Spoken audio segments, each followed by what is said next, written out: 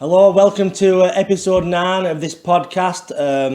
Today we're joined by a very special guest. It's none other than Brian Cockerill, the Taxman. Yes. Hello, Thank you very Brian. much. Thank you very much. Pleasure coming on, Jimmy. Thank you very much. I've smartened myself up for Brian. I've been to the Sue Rider shop on this occasion, kind of thing.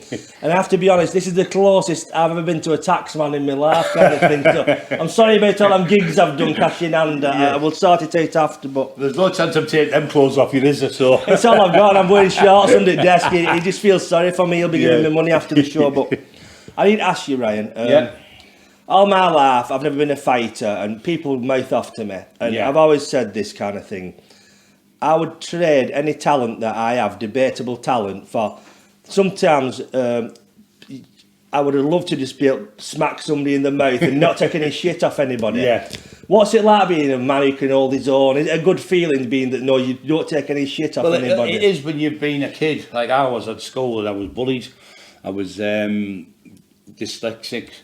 And in them days, they'd ask you to do can you spell? I said, I couldn't even spell JCB. And they'd say, and look at that word, dyslexia. What a word to put. I know. What a word to put it for someone. How do you spell dyslexia? I haven't got a clue. People who can write can't even write the word. So when you were a kid at school, you got bullied, and I come from Scotland. I had a Scottish accent. I had asthma, I was poorly. Okay. I was in and out of hospital all the time. So you get picked, you run to the route. And they used to pick on me. 6 kids used to bully me every day at school and things like that. So I went through that since I was about 9-year-old till I was about 13. And I had my first fight when I was 13 with someone to beat him. I thought, well, this is better than run away, because I used to think in them days, if you went to school, if you were less than, if you were 5 miles or more, you could get the bus. But if it was less than 5 miles, you had to walk. So it was about 4 miles to school or more. So I had to think, how do I get to school? I'd go down the beach, over the such and such. And it was like strategic operation, going to school, getting back and not getting bullied type of thing, but horrible feeling. So I know what it's like. So to fight and be able to fight is good, knowing you can protect yourself. But I advise people to go and learn to box and look after themselves, because if trouble does come, you can protect yourself.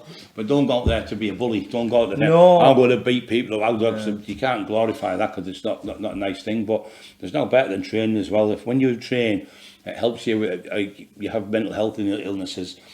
Go to the doctors, get checked out, and get in the gym, because what it does, it produces natural endorphins, beta, gamma, and your brain helps you better. But just like they mentioned, there's a church we'll called Tony Grange. I'm a Christian now, and we go there. It's called the Lighthouse in Middlesbrough. Them guys are fantastic helping us. There's another church, Tony Wiltshire down south. They're helping people, and the charity's called It's Okay Not to Be Okay. And what they're trying to say, it's okay not to be okay, because you're getting people where years ago when we were kids, my mum's depressed, they go, get out and get to play or get a job.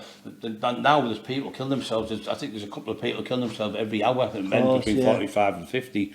And there's a lot of young kids killing themselves now through depression. So a lot of people don't understand depression. And sometimes it's a bit like a storm, depression. You can be sitting, having a lovely day, and all of a sudden the clouds will come, the wind, the rain, it starts raining. You've just sometimes got to fight that and think this storm's going to go, and all of a sudden it'll go. That's what depression's like. But you need help, and you need to go to the doctor. There's no need. Not the Mike Tyson, Tyson Fury, people like that. They've had it, and they've got help, and they're heroes. They've come up and said, look, I've been bad and mentally ill, and they've got help. So if they can do it, and I can do it. Yeah, of course. Please go out there and get help, and these people will help you. And there's another one called Les Peacock. I did a podcast with him. It's called Changing the Game. He's helping people to get to the hospital and getting help. I've saved 22 people in 9 months from committing suicide. So I'd rather help people now, Jimmy, than hurt people, and tax people and things. So that era's gone. You can't do it. It's a bit like, the analogy is something like Jesse James, the James gang, and they used to rob stagecoaches on horseback. You can't do it now. The technology's come that far forward with the police and that, and everyone's a grass. Plus, it's not lucrative no more. In the 90s and 80s, Maggie Thatcher, everyone. Well, I've got a question here about that after. We'll do it. But I want the lads ask the question after. I'll get back to that. Could I just ask you, when you was a kid and you was getting bullied, what snapped inside you? Were thinking, I'm not fucking having this anymore. And what do you think? Everybody's got it in them to like everyone has that kind of breaking point. Where they will just think, I'm not fucking having this, and you can't, if you can access that inside yourself. You can do. All your brain is a computer. Yeah. You can brainwash yourself into doing anything. Yeah. But when you're a kid, you're just a kid. You wouldn't dare tell your mum, that get out and fucking hit them back. You know, that's what they say. So, it was terrible. You know, but what I'm saying is when I had my fight, I fought back when I was 13. I thought I'd had enough. You know what I mean? Yeah. So I used to watch like Dennis Waterman and Manda. I wish I could be like him. I'd fantasise a kid. He's a tough guy. If I could be like him, I'd watch James Cagney, Angel of Dirty Faces and things like that and think I'd be like, I want to be a gangster when I was a kid. And I never wanted to be a policeman or anything else, or a doctor or a nurse or whatever, or anything like that, you know, or a medic or anything like that. So, medical nurse, not a female nurse. So I wanted to be like that so I wouldn't get bullied. So then I started watching the Hulk. Then I started watching Arnold Schwarzenegger in a film called Pumping Iron. And I thought, oh God, and I was addicted then to it. So I was training. I got an old set of weights off me uncle, because he owed me mum a few quid. It was just like a bench with the carpet nailed onto it, and a bit of 4x4 cut out like that, so you can put the bench, the bar on. A little bar with a little bar with about 160 pounds and a couple of dumbbells. But I thought in them days, the more you do, the bigger you get. Yeah, you don't. Yeah. So it's all to do with diets and food. But I'm writing a book called Train the Lbry Cockerill Way, and it's going to be interesting. We're doing a complimentary one, so it's going to show people how to get into the gym. What they make the mistake, Jimmy, is to go to the gym to train.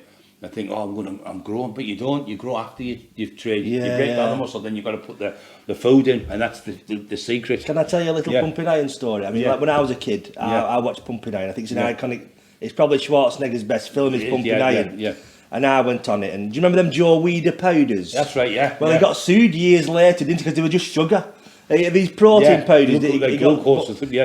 I was doing my weights in living room. I got these from Argos, these vinyl weights. Yeah, like grey ones. And I had Pumping Iron up VHS, and I said to my dad, how'd you get like that? He goes, go and eat a full lettuce. Yeah. So I went in the fridge and I ate a full lettuce and I was spewing it up. You know what I mean? When I was trained, they'd say, eat monkey balls and all that. And all these daft things used to say. My dad used to tell me like loads of mad things. Like I said, I'm going to get some of that protein powder. He goes, don't be taking that, you'll end up in a wheelchair. And I was like, when I first took it, I was expecting if I wake up with no legs and stuff like that. But you know, being a big fella and the king of your area, is it a good feeling, or does the heavy weigh the crown? You know, you don't know like if someone's coming after you, can't sleep at night, kind of thing. Or is it a good feeling?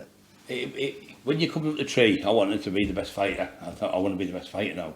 So I started working the doors, and you'd work one door, and then you'd fight this lad, and then that lad would come, his brother come, he'd come in. I'm the best fighter in Gisborough, knock him out. I guess I must be the best fighter in Gisborough. I'm the best in Middlesbrough, I'm the best in Stockton. So I went through the whole North East type of thing, beating everyone. So you're the best fighter. But when you're 20-odd-year-old, it's easy. I'm 56 coming up now. Yeah. So you can't turn back the clock. Time and tide won't wait for no one. But it's good that you can help people. Because when you've got that power, you just have to knock on the door and say, give me stuff back that you've stolen. I mean, I was the police in my area. I was literally the police. They called me the 5th Emergency Service. So people would come to me and say the police, because the BBC come to do a documentary about me.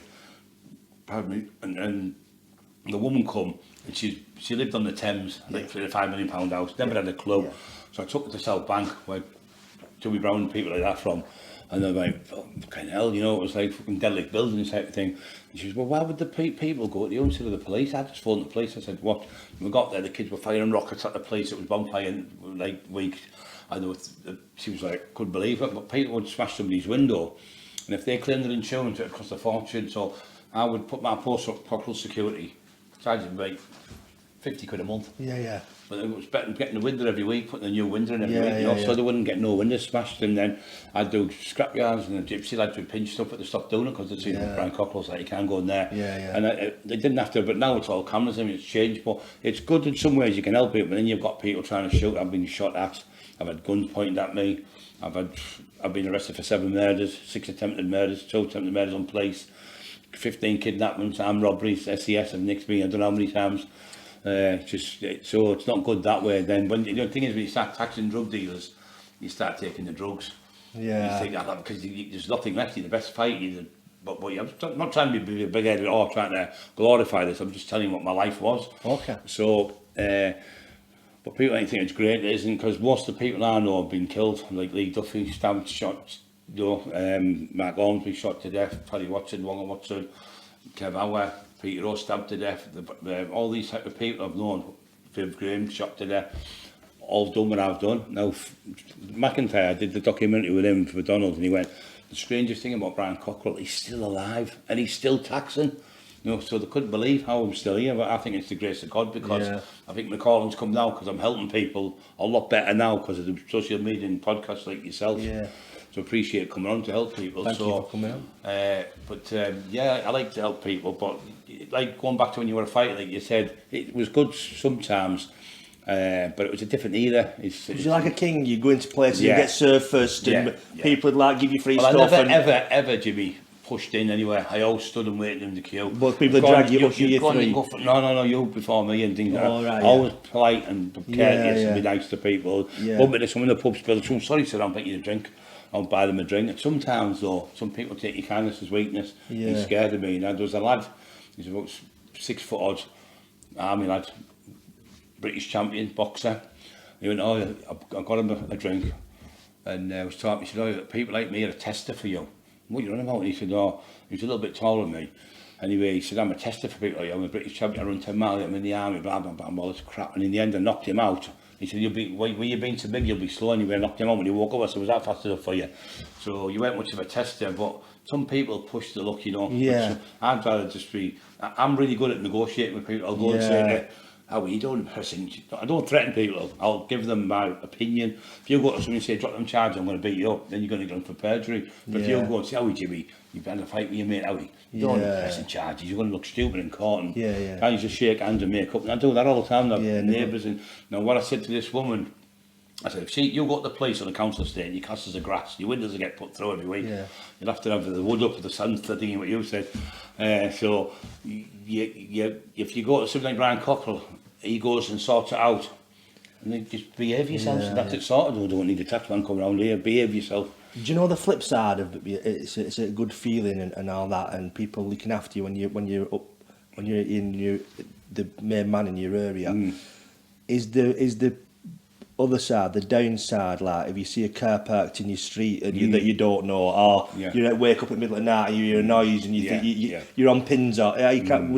Was you kind of on pins all the time because doors won't go through? The door never ever went through. The police have never kicked. I've been done for shootings and things. So they always come outside. This is the police. Oh, not again. No, I mean like some rival for some like sent anybody do you or something. I've only been done in the house when I got a phone call from a friend, Tommy Harris, and I went to his house and there was 12 lads with guns and knives and baseball bats attacked me and chopped me up, but I knocked 3 of them on the backside and I was throwing them around, ragging them around, and the same people said couldn't put him down. He was just like a fucking raging bull. I was throwing him about, so they stabbed me and hit me with bars, put guns to my head. I had a fight with the lad who was a British heavyweight boxing champion. I beat him, and that was there to get me back. But I took £250,000 off them. They teamed up from different areas. Big lads, all 80, 90 stone lads with baseballs, that I say, stabbed. There's big holes all over me I've got.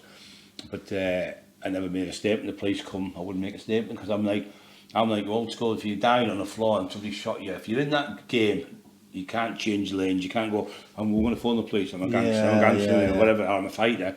You can't go on one side of the fence and the other, you just stay one side. So you can't be on the fence, or you can't be switching lanes. So I'm old school, so I've never made a statement against anyone in my life, and everyone knows that. But when they beat me up in that house, that was the closest I come to death. I thought I was going to die. And the man next door, it's in the resurrection. Yeah, I've seen. He saved my life, took me to the hospital, but you don't make statements. But what happened there, Jimmy? I said, it's finished now, we won't come back. I was back out 2 weeks later on crutches, knocking black lads out in the raves, in the rave clubs. A couple of black lads I knocked out in there, and I was out on a pair of crutches, still fighting. I just have this thing in because my family is Scottish. McGiverns are called. They come originally from Ireland and moved to Scotland, so I've got that Celtic blood, so I think that's where my madness comes from.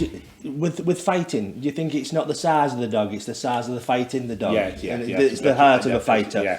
What is your mentality of a fighter? You just won't give up. If you're fighting somebody, I can't be beat. I won't be beat. I refuse to be beat. Yeah, yeah. And I'm training a lad called the Bale King, and I've got that in him now, and he's going to be fighting for the governor. Okay. So he's looking after him and text him and sort of and keep these back. And I've got people like Gary Fairby and Paul Venice who played Lee Duffy, and I'm in a movie called the Says movie. It's getting made by a lad called Gary Fraser who did he did the Trade Spotting 2, which is a massive film. So he won 2 BAFTA awards as well. So he's really good. Yeah. So we're doing that with Stephen Wraith as well. So that's been good. Can you teach? Do you know the heart? You know the tenacity of that. You want me to teach you to be Rocky, don't you? Yeah, yeah. Right, tell the truth. We have some steps in Wigan Park. You know what I mean? But I'm wondering that. They say a fighter is born, not made. Do you think even though it took you a long time to kind of come out of your shell, it was always in you to be who you are? Yeah, you've got to have that grit and determination. It's like me, I've changed since 13-year-old. Yeah, yeah. And you've got to have that. I mean, I've had steroids, I've had growth, I've had all sorts of things. I'm not going to lie to you. But the thing is, if there was no steroids, the people who are the champions would still be the champions because it's the heart and soul and the will. I mean, you can get people, you can only train or be the best to what you can be. You can't go and can't all be Arnold Schwarzenegger, we can't all be Linford Christie's, we can't all be Mike Tyson's, but you can still better yourself by going to the gym and just be the best version of what you can be. Absolutely. And obviously you've done something good, but you get the feeling, he's not as good as him, so what?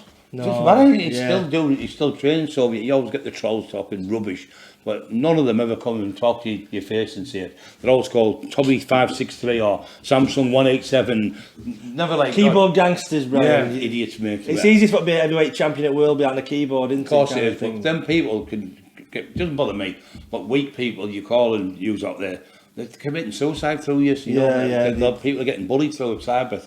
And young kids are killing themselves through these bullies, you know, it's just horrendous. Shame on them, you know. Comes back on them though, at some point.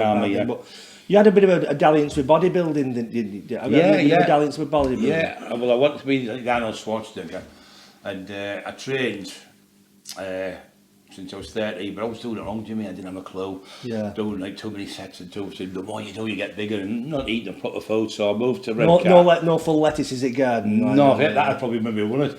So anyway, I went to Redcar when I was about 18. I trained, so I was about 20 and a half. And I went into Mr. England, under 21s, and I come 5th. It was the 7th in the show, I come 5th, so didn't make a fool of myself, and I went there, but I dieted wrong. I was on steroids enough, and I just trained natural. I didn't have a lot of money, you know what I mean? So but every penny I got I've got a job on the door, I got a job in the gym, 25 quid a week, got me free membership, and I started working on the doors. I was getting a tenner a night, so it was all coming towards, you know. I was helping my uncle with fixed cars, my uncle Tam, washing windows, cutting grass, worked on the race course, you know, just to make money to train. And every penny, I never took any drugs or anything until I was 26 and a half when I met Lee Duffy. Bumped into Lee Duffy, he punched me in the street. I was walking down the street. He went, oh yeah, and I turned around and I was talking to him, and I was talking to his mate, and he hit me on the slide, hit me, and I fell on my ass. I got up and he ran at me, but I was massive, my legs were huge. He tried to pick me up, so I ran him into the wall. I headbutted him, I elbowed him, and that finger was broke, that one there. I had a splint on it, still sticking out there, the bone a bit. Anyway, Duffy shouted, John, get him off me, Fairly, get him off me. And he was like the best fighter to go. Anyway, he was beat, when somebody shouted to get him off me, you beat, so there was people in the street. Tony Stubbs' relation was there. There was the young Nipper was there. There was the wife was there. There was about 16 people. It was in the street where it was like bed sits and everyone come out. It was a summer's day, and they'd beat Lee Duffy, you know, type of thing. So was it big news? That was it? It was like massive news, you know. So then I went. When my hand was better, I went looking for him. I went to his mother-in-law's house, which has been proved by Terry Stockel, his girlfriend Lisa Stockel. She verified as well. And Lee Duffy was. I was looking for him in pubs all over. There was a lad called Mark Debrick, written a book with Paul Debrick, and in there he said Brian was looking for Lee in all the pubs. He went to the Blues and Tony John's, and I went to his house. Neil Booth's house was his friend, and I looked for him everywhere. But Lee, in his wisdom, he went to jail. A lad asked him for a fiver in the pub and said, "Can you give me a fiver, Lee?" He said, "No, I've only got £3 or £3.50." So he gave him the £3.50.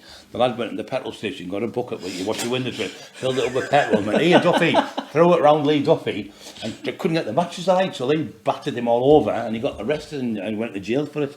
And then he beat another lad up, and while he was in jail, he said to a lad called Craig Howard, this Brian Cockerill, blah, blah, blah. Anyway, I seen him with this Craig Howard. He was in a car. And it was in Eston. I was with a lad called Mark Johnson and Nipper Harrison from Eston.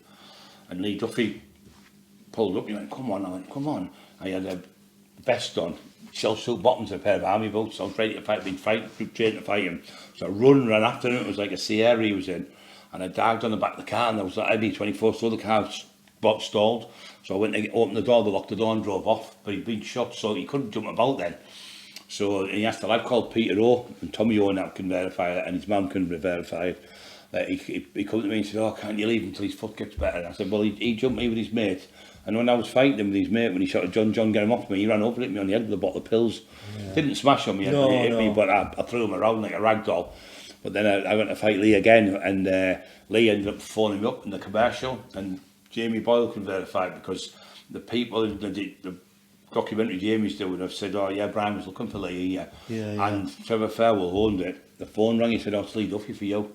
And he said, can we make friends? He said, when Festive tried to put me to, he said, how are we going to sort this out? I said, look, I'll fight you on the fucking, a bus shot, I'll fight you on the moon, where you want to fight me? He went, no, he said, in them days, I used to carry my kit bags, I couldn't drive. I used to go, it was like going to the church every day with the Bible. So, he said, oh, you've got a big enough gun in your thing. So somebody must have told me I was in this pub, it was called the King's Head. So I was in there and I got a phone call, and he said, no, that day I was wrong. I've shown off trying to think I could knock you out. He said, I've got the biggest shot of my life. I apologise, can you come to my mum's? I thought, I'm going to get jumped here. I thought, I went there, I called Mark Miller, goes to the house, comes in, Lee's looking up, because he always had like this gormless look with his mouth open, Lee Duffy. It's like that, and he's putting his shoes on, I come in, I sat in this big settee, his mum was in the kitchen, his girlfriend was there, Boovie was there, and Boovie walked in, was his sidekick, and he went, I thought you were going to fight, and he said, oh, I've made up with Brian, we're going to make pals now. So we shook hands, and probably it was like a tag team that I've never been heard of, you know. At the time, we were probably the best two fighters in the country. Do you think, so before you met Lee Duffy, you'd never tried drugs? Had you never taken any drugs at all? Not even steroids or anything, no? I took steroids. Yeah, but not any recreational drugs? No recreational drugs, not a thing, mate. Not even alcohol, never had a drink of alcohol, nothing. So Duffy was like Darth Vader. Really? You've not drank beer before? Nothing. Duffy was the Darth Vader, and I was like Luke Skywalker. He brought me to the dark side, as Jamie Boy's analogy is. Do you think your life would have been different if you'd not met Lee Duffy? I think so, yeah. So, it's all swings and roundabouts, you know. I mean, if I didn't do what I did in the past, Jimmy, I couldn't be here doing the story with you. So if I did the bodybuilding, I never would. I'd be maybe Joe Bloggs, you know, you don't know. So what I've done is, what I've done in the past, I regret, you regret things, but you can't regret nothing because it's been done, and you've just got to move on. And nobody, it wasn't sinned, I usually say, cast the first stone. Yeah, of course. Because everyone sins, but I think it's time now. I've met my wife. The greatest thing I've ever done was, the hardest fight Donald McIntyre was, it said, he only texted me a couple of days ago, he's a nice lad. And Donald McIntyre said, the greatest fight you ever had was the drugs, and you beat it, and I'm proud of you. And he means it, you know. So is that Donald McIntyre? Do you keep in touch with him? Donald took quite a lot, He talks to me, we did the documentary, and he said to me, out of all the gangsters I've met, you're the best. As a person, intelligent-wise, you're super intelligent. He said, he said, you're a nice man. Can I bring my wife to meet you? So he brought, she was called Amira, and she come and met me, and he said, I don't want to go. He said, when my brother committed suicide, I went bad on the drugs then. Donald phoned me and said, look, come stay with me in Wimbledon. And really? So he's really took to him, and he took to me. And I used to call him Macca, and he went, you know what? No one ever else has called me that, only my family. So I used to call him Macca, you know, like that. So, all right, Mac, and like that. And we got on really well, you know, he was a nice bloke. But he gets hammered off trolls and that. But he said, it doesn't bother him. He said, it's part of you get hammered. Success. Part of success. Just a lot of people, like you were saying before, they're in the mum's back bedroom, aren't they, kind of thing, and just sat on the computer all day, kind of thing, you know. I got one with my mate, it was XSES. We traded the box and that. I said, this fucker's doing my head in. I was biting years ago. Anyway, he tracked him down. He was 15-year-old from Toronto in Canada, and I'm arguing with some fucking for $10,000. I thought, what a waste of time. So somebody said to me, Sean Atwood, who's one of the biggest podcasts in the country, and James English said the same. you want them calling you because they're making you a bigger name. Yeah, So you're better having 100,000 people calling you than a thousand people saying you're good. So you're better having 100,000 trolls because then you're getting more hits on your YouTube channel. It's more worrying when everybody likes you. If everybody likes you, you don't want that really, because you're not doing anything right, are you? The world wouldn't be a good place, would it, if everyone was like, you're the best guy. If you're pleasing everybody, you're doing something wrong, aren't you, kind of thing, you know what I mean? Well, we've got a lot of people who have asked questions. Is it okay? We'll open to the floor. We'll ask you a few questions from some of your fans. Darren Lewis has asked, you were once described as the 6th best fighter on the planet. Who do you think was above you, if anybody? I don't know. It wasn't really. I don't know. That was out of text. That's how. What happened is I did a book called The Taxman with Steve Richards. Okay. And what he said to the paper, and they've blown it out a bit. What he said is, what Brian's done and Ron McIntyre said the same. How you're alive is a miracle. He said there's probably 5 people could have done what he's done. So there's 6 people out of 7 million on the planet could have done what you've done and still be alive. That all the other friends had done. I went to have a fight with some lads once, and we got there, and they were all shooting guns at us. I thought they were blanks, and I looked round, all the windows were smashed. And a lad called Richie Horsley was with us, and he did a podcast the other month, and he told the same story. And all the bullets the lad got shot was with us, and I've had people pull shotguns on me and I'm going to shoot you. I said, well, do it then, fucking do it. You can't run Jimmy now with the guns on me here. So I went, well, do it. All these witnesses are going to get your life. I said, well, do it. I'm dead. I can't think about it.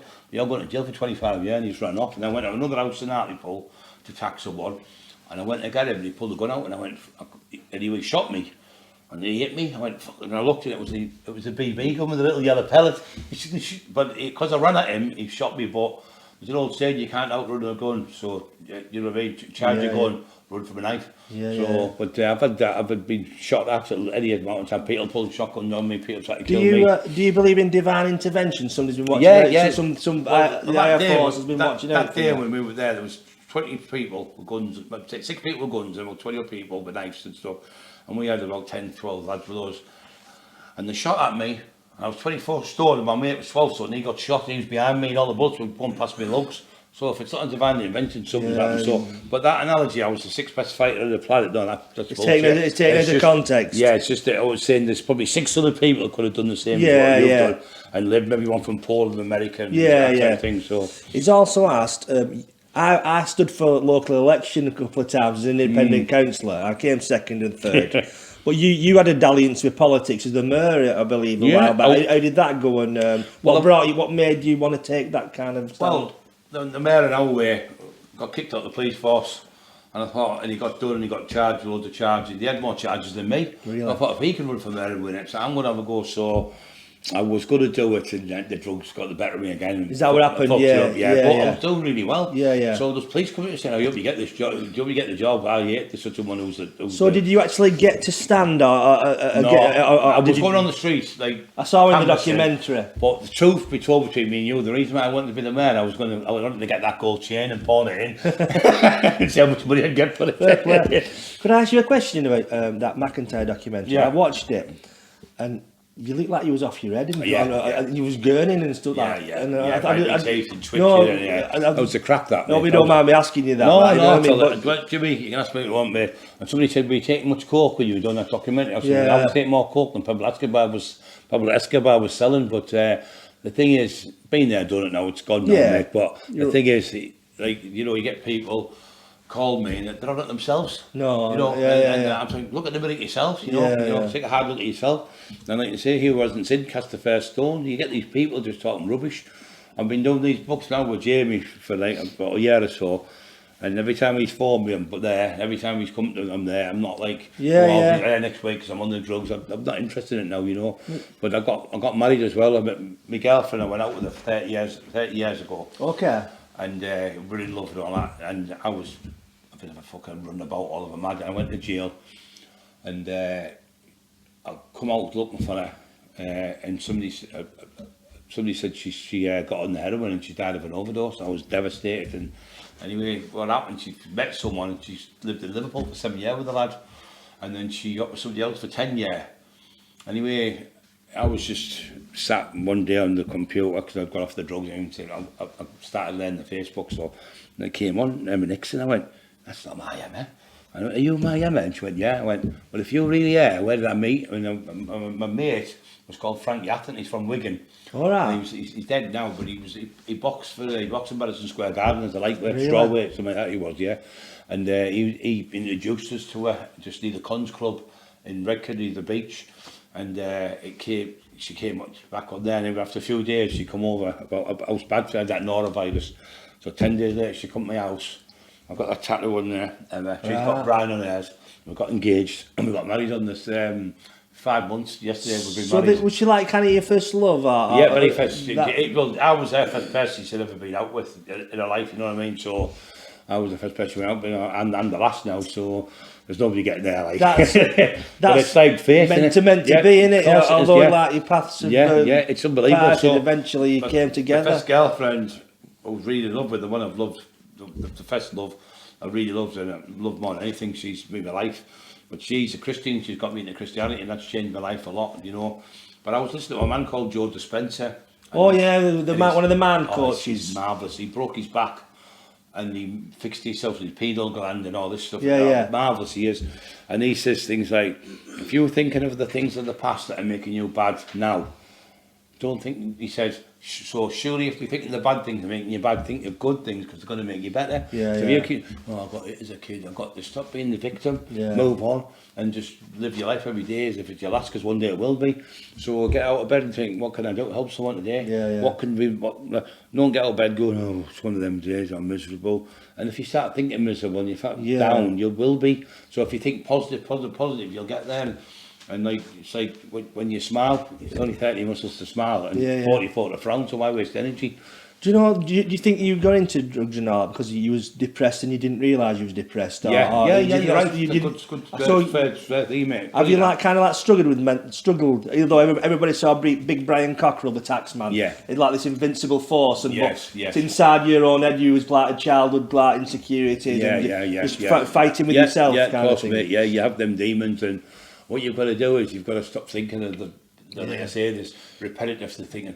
What if this happens? What if that happens? What if that happens? 93% of what you're thinking doesn't happen. 97%, sorry, I think it is. It doesn't happen. So I got right into psychology, really good at it. And I'm a care worker for my brother and looked after my mum and things like that. So like, the mental health's been there and I've seen what it can do. But I think you're right. I think Lee Duffy suffered, and all through that, because when you're at the top of the tree of anything, you're an actor, however, the stress is on you because you've got to perform. You don't know, there's people come to fight you, you're out of the pub, you've got to watch your back. I mean, when I was young and I was taxing, people tried to kill me every day of the week, shooting at me. Was it like an everyday occurrence? Not every single day, but every day of the week it was like that. I was like, I was there and watching the cars, and police bugged my house, and it was just terrible, you know. But so that pressure's on you, so you end up taking something like drugs, drink or something, and you end up being an alcoholic or a drug addict like I did. So, but the hardest, people say, what's the hardest fight you've ever had? The hardest fight was getting off the drugs, but I've actually done it and beat it. So that's the determination. I'll never go on it again now. Do you think your greatest opponent in the past was actually yourself and your own mind? You're beating yourself, don't you? Because you beat yourself up over something. Somebody will say something, should I hit him now? And then Eddie Buke, who's the best fighter ever in Sunderland, I'd say sometimes I feel a bit of a coward because I think this, and he went, I do sometimes, we all do that. And Custer Bartlett said to Mike Tyson, the difference between the coward and the hero, there's nothing, they both have the same fear, but it's what the coward does makes him a coward and what the hero makes him the hero. So, but I think if you can help someone, get out of bed every day and help someone, and you go to bed at night and you feel good. You know, we talking these people down who try to commit suicide, you think, just save the young lad here. I mean, there was a lad there, he was an army lad from Liverpool, and he phoned me out of desperation, called him Jamie, and he was going to kill, he tried to kill himself, and he was lived under a bridge. He'd been 13 years as an army hero for this country, you know, driving tanks and everything, and can't even get a job. He's living on the street with no shoes. So anyway, we got him in, I sent him some talk time on the phone, and he phoned me back, and I got him with a lad called John Kavanagh. He has a place where he's ex-army, and he got him in a place up in Durham, and got him off the street. So we could, and then we also go, my friend Glenn Bartlett, he has a place, security firm, he's got close protection security, I think it's called. He takes all the army lads who've had, you know, things like limbs missing and hands and all that, and they're all in there. Oh, you one arm and you one leg, and they take the piss out of each other. But I've went to see them, and I've got a book out for them. I'm going to sign the book, so I help people like that. These army lads who like war heroes, and the Tony Wiltshire's another lad who worked for the church. It's okay not to be okay. They're all ex-army, and they're helping people down there. So there's people out there. If you have got mental health issues, if you're feeling depressed or suicidal, phone an ambulance, go to the doctor, or phone one of these charities, and they'll help you. It's all free, and when you speak to them, it's not like they're telling everyone what your business is. No. That it's one-to-one, you know. So it's really good. I think better than tablets is just talking to people. So that's the best thing in it. You know what I mean? When you spend too much time on your own, you get lost in your own head. Yeah, that's the worst thing in it. What it's called? It's called ruminizing. Yeah, you sit in a room, you're ruminizing all day long, and he said, "This is just going around like a merry-go-round." So when I talk to people, I've been to mental health hospitals. And I've gone and talked to them. They said, I've learnt more of you in 20 minutes than I've been here in 6 months. Because when a psychiatrist, I'm not as good as a psychiatrist, but I am on the street psychology. So when I talk to them in like council estate language, they understand me. But you're coming out with the prerogative and this, you know, these big massive words. They're like, they haven't got a clue what to talk about. So if you talk to them like the way we're talking now, people can understand that and they feel better. So when I tell them little traits and what happened and what they do, just that happens to me all the time, and you see them smile coming on the face from being miserable. You think another one you've helped. So it's great. It's great. Yeah.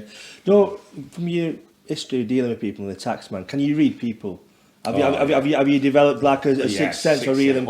You know if somebody comes up to you, what the 100%. What they do, you can tell by their eyes and the footwork. Loads in pubs coming up, and most people can only throw a right hand, Jimmy. Yeah. And what they do is they put the left foot forwards and get the balance in the set. So you just square over them. And they can't throw a punch in, and they get frustrated because they can't. They think, "Damn, foot back round," and then you know I've done that. But you know, I've seen people, and I thought he's carrying a gun in. You can tell it's red hot day with a big parker on. And he's like walking like that, you know, the way you can see, and like people with knives, you can tell, you can just tell, and you can tell when people are going to have a go by the body language. When they go to punch you, they make it do that with the face, and that you read the body language. You know, it's people are like, you know, like robots really, they all do the same type of things. But it's giving you a good insight into people. Of course you do, You can weigh people up now. You can't. Like me weighing you up, I know you. I'm weighing you. I don't look out as fuck, Brian, but don't let these close kill you. I can do a bit like, you know what I mean? Like, yeah, but you I'll put it all behind me now, Brian, but I don't want to fucking talk about it, you know what I mean? I put 2 lads in hospital last week, they're off school and everything. But I've got a question here from Bam. Do you believe in reincarnation?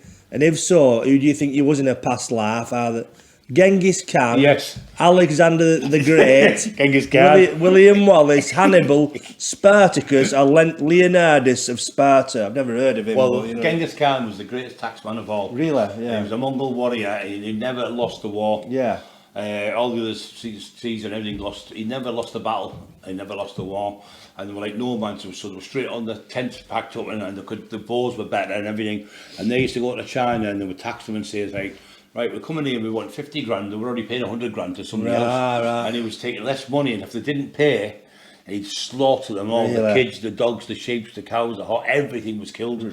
So he was ruthless, but there's something like 27% of his gene, he impregnated 2,000 women. Really, yeah. With his sperm, and there's something like 23% of the population have got his gene.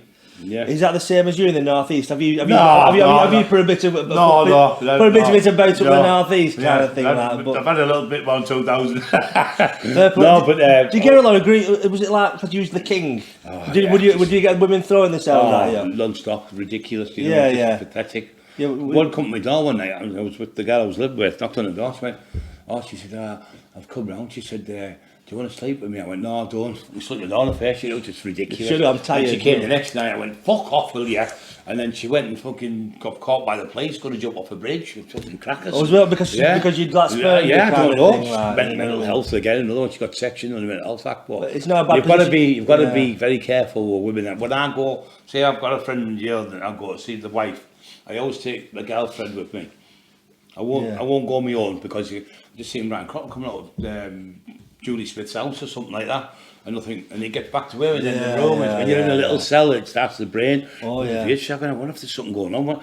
You know what I mean? But I always go with the girl if you're going to, like, so there's £100 for Tommy, or there's whatever, there's some clothes, whatever, you know, things like that, just to help them. I want to tell you that I'd rather have you coming after me knowing you're going to beat me up than a 5'2" woman who's on one. You know, I'll have no fury like a woman. You know, would you say a woman who is like in a bad mood is more scary than any man you've ever faced? Yeah. Have you ever been actually had a woman in front of you kicking off and you think, I've had loads of them. And you can't do it, can you? You're grabbing them, and they're scratching you and everything. And the nuisances. It's not just you, it's your cars and like you know they're cutting your clothes up and all that. Well, it's some people, so they tell me kind of thing. That's why he's dressed like this. It is. That's why I've no pants on. They're all cut up in canal now, kind of thing. But I'll ask you another question, Brian, from the floor. This fella's called CI5 Retro Gamer. Anyway, was there anyone that you feared during the Taxman years? No. Nobody. No one. No, fight anyone anywhere. That's a good position to be in. That I had no fear whatsoever. I had like when you think, you had fear going to the fight because every fight you have, you've got fear. When you go for a fight, you eat all the time, the nerves, and the example is butterfly. But butterflies is a good thing to keep you on your toes. And you'd have something like I'd have like my friend like Stephen says had come with me. I went to fight a lad called Viv Graham up, and he was the legend, the Newcastle biggest fighter ever, never lost a fight. And I went to his nightclub to fight him on a Friday night. And I went dressed like MC Hammer. I had 36 grand change, 50 grand watch. I was making £1 million a year, 20 grand a week, 30, 40 grand a week. Sometimes it was ridiculous. You got to remember, I was the first one to have the rave clubs up there, and you were charging a tenner a club, a tenner a man. It was 2,000 people. It was 20 grand on the door. You taking that was shared between us, and then we had the E's as well, allegedly, and. We would used to have Stephen and Michael Sayers used to come down there with like the Al Capones of Newcastle, massive crime family, and they used to come and see me, and I'd fight anyone on the planet, and I wanted to fight Viv Graham, so I went to Viv Graham's club on my own, got dropped off, went in, the doorman come over, you can't go in dressed like that, so I deliberately dressed like the way I was. Did you beat the doorman up? No, I just shouted at him anyway. Stevie and Michael come run over, and Stevie Abbott, another black lad from up there, is a good friend of mine. And come over, and he didn't want to fight me, so he never turned up that night. And then he was supposed to have a rage fight with him for 10 grand off someone who had beat up from Stockton, and he never wanted to know. And then I had another time, I was supposed to fight for 50 grand on the cobbles up there. It's called the cobbles, and he didn't want to know. He just sent a message to me, so I didn't scare anyone, you know. And then there was any bloke. He was the best fighter in Sunderland. He rated me as the best, so I wasn't telling people I was the best fighter. It was just. They were saying I was the best, you know, the people. Did you love fight? Did you love it? Did you love the combat, the fighting? Yeah. The buzz was off it as well, because when you have a fight with somebody, when you're in a club and there's some cheeky bastard being horrible, and he's bullying, like, so I went to one night, there was a big, massive lad, like a Mr. Universe type lad, he was bullying young kids, and he's coming to me, I went, boom, fucking knocked him clean out. He looked brilliant, all their muscles laid on the floor, they're all knocked out, but put them in the place, you know, when people see you do it, they're like, wow, and they're all buzzing on because you've saved them. So when people say now, even women used to say, and women say it now, when Brian Cockerill run the doors and he had the raves, we felt safe. There was no stabbings and like this now, there's no trouble. If there was trouble, Brian would eradicate it. It'd be gone, that'd be finished, and we'd all enjoy ourselves. There'd be 3,000 people in a rave enjoying themselves. And the police would turn up and just be alright because they thought, well, they're all in here, they're not committing crime. The crime scene went down. And on the ecstasy, like, you'd have an egg and you'd be off your head, you'd be like love doves, and you go, I know you shot me dad and you killed me bam, but give us another cuddle. It was like that, you know, it was mad, you know, so everyone was like a love thing then, but I'm not saying it was a good thing to take drugs, but at the time it was. But when the coke and the crack come, that's what destroyed people. I took ecstasy, like, I used to go every week and take it at a club, but all I used to do, I used to take it because my mates used to take it. Then I go to the toilet, be sick and sledge on. I think, sure. The best time I ever had a knee, I'll keep it quick because it's not about me, but I went to this club and I lost all my friends, and I had half a knee in my pocket, and I dropped it, and I walked home, and I felt brilliant, and I was on my own. I wanted to talk to somebody. I went home to my flat. I thought, I'll make it like a nightclub. I'll turn my music up loud. I'm just sat there in my flat on my own with me. I thought, what the fuck's this? I walked home to my mum and dad's house, and I'm sat on the step. My dad says, what the fuck are you doing? I says, I'm just thinking about life. He says, oh, I'll get to fucking bed. That was the only story I have, kind of thing. But watching the Hitman and the Hair. Remember that used to be able to do that at the time, But do you know, I blanked out. I forgot what I was going to say, Brian, but it'll come back to me. But we're fighting kind of thing. Would you say that 90% of big shit houses are just all mouth? They might be big, and you get these people. I know quite a few. There's a big one up my way called Rod. About 6'7", he's 22 stone, and I've seen him train strong and everything. Yeah. But you can't train your chin, you can't train your heart. If you haven't got that heart, you haven't got that chin. You can be top fighters are brilliant. If you haven't got a good chin, they get caught, they go down. But to be an exceptional fighter, you've got to have the heart, you've got to have the skills, you've got to have the size. I mean, when you're fighting somebody, when I was fighting people like say 14, 12, 13, 14, 15 stone, I was 24 stone, I was 10 stone heavier, so it's like a grown man fighting a 5-year-old kid. The size, if you've ever got a chance. I mean, I was benching like 630 pounds. I could rep 500 pounds for 10, 12 reps or something. That's natural strength, that, I had steroids as well at the time. But when I was 20-year-old, I benched 364 pounds, and I was only 20-year-old. Nothing, and I was, like, not massive. I was about 14 and a half, 15 stone. But I always had that strength. My mum was really strong as well, so...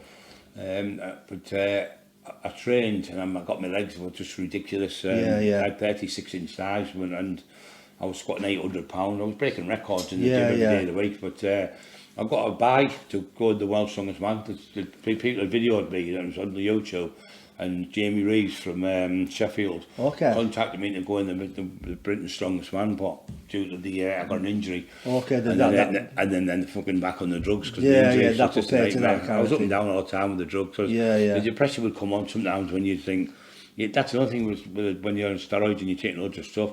That you can be 20. It's a reverse psychology to bulimia. You think you're fat when you only weigh about 6 stone.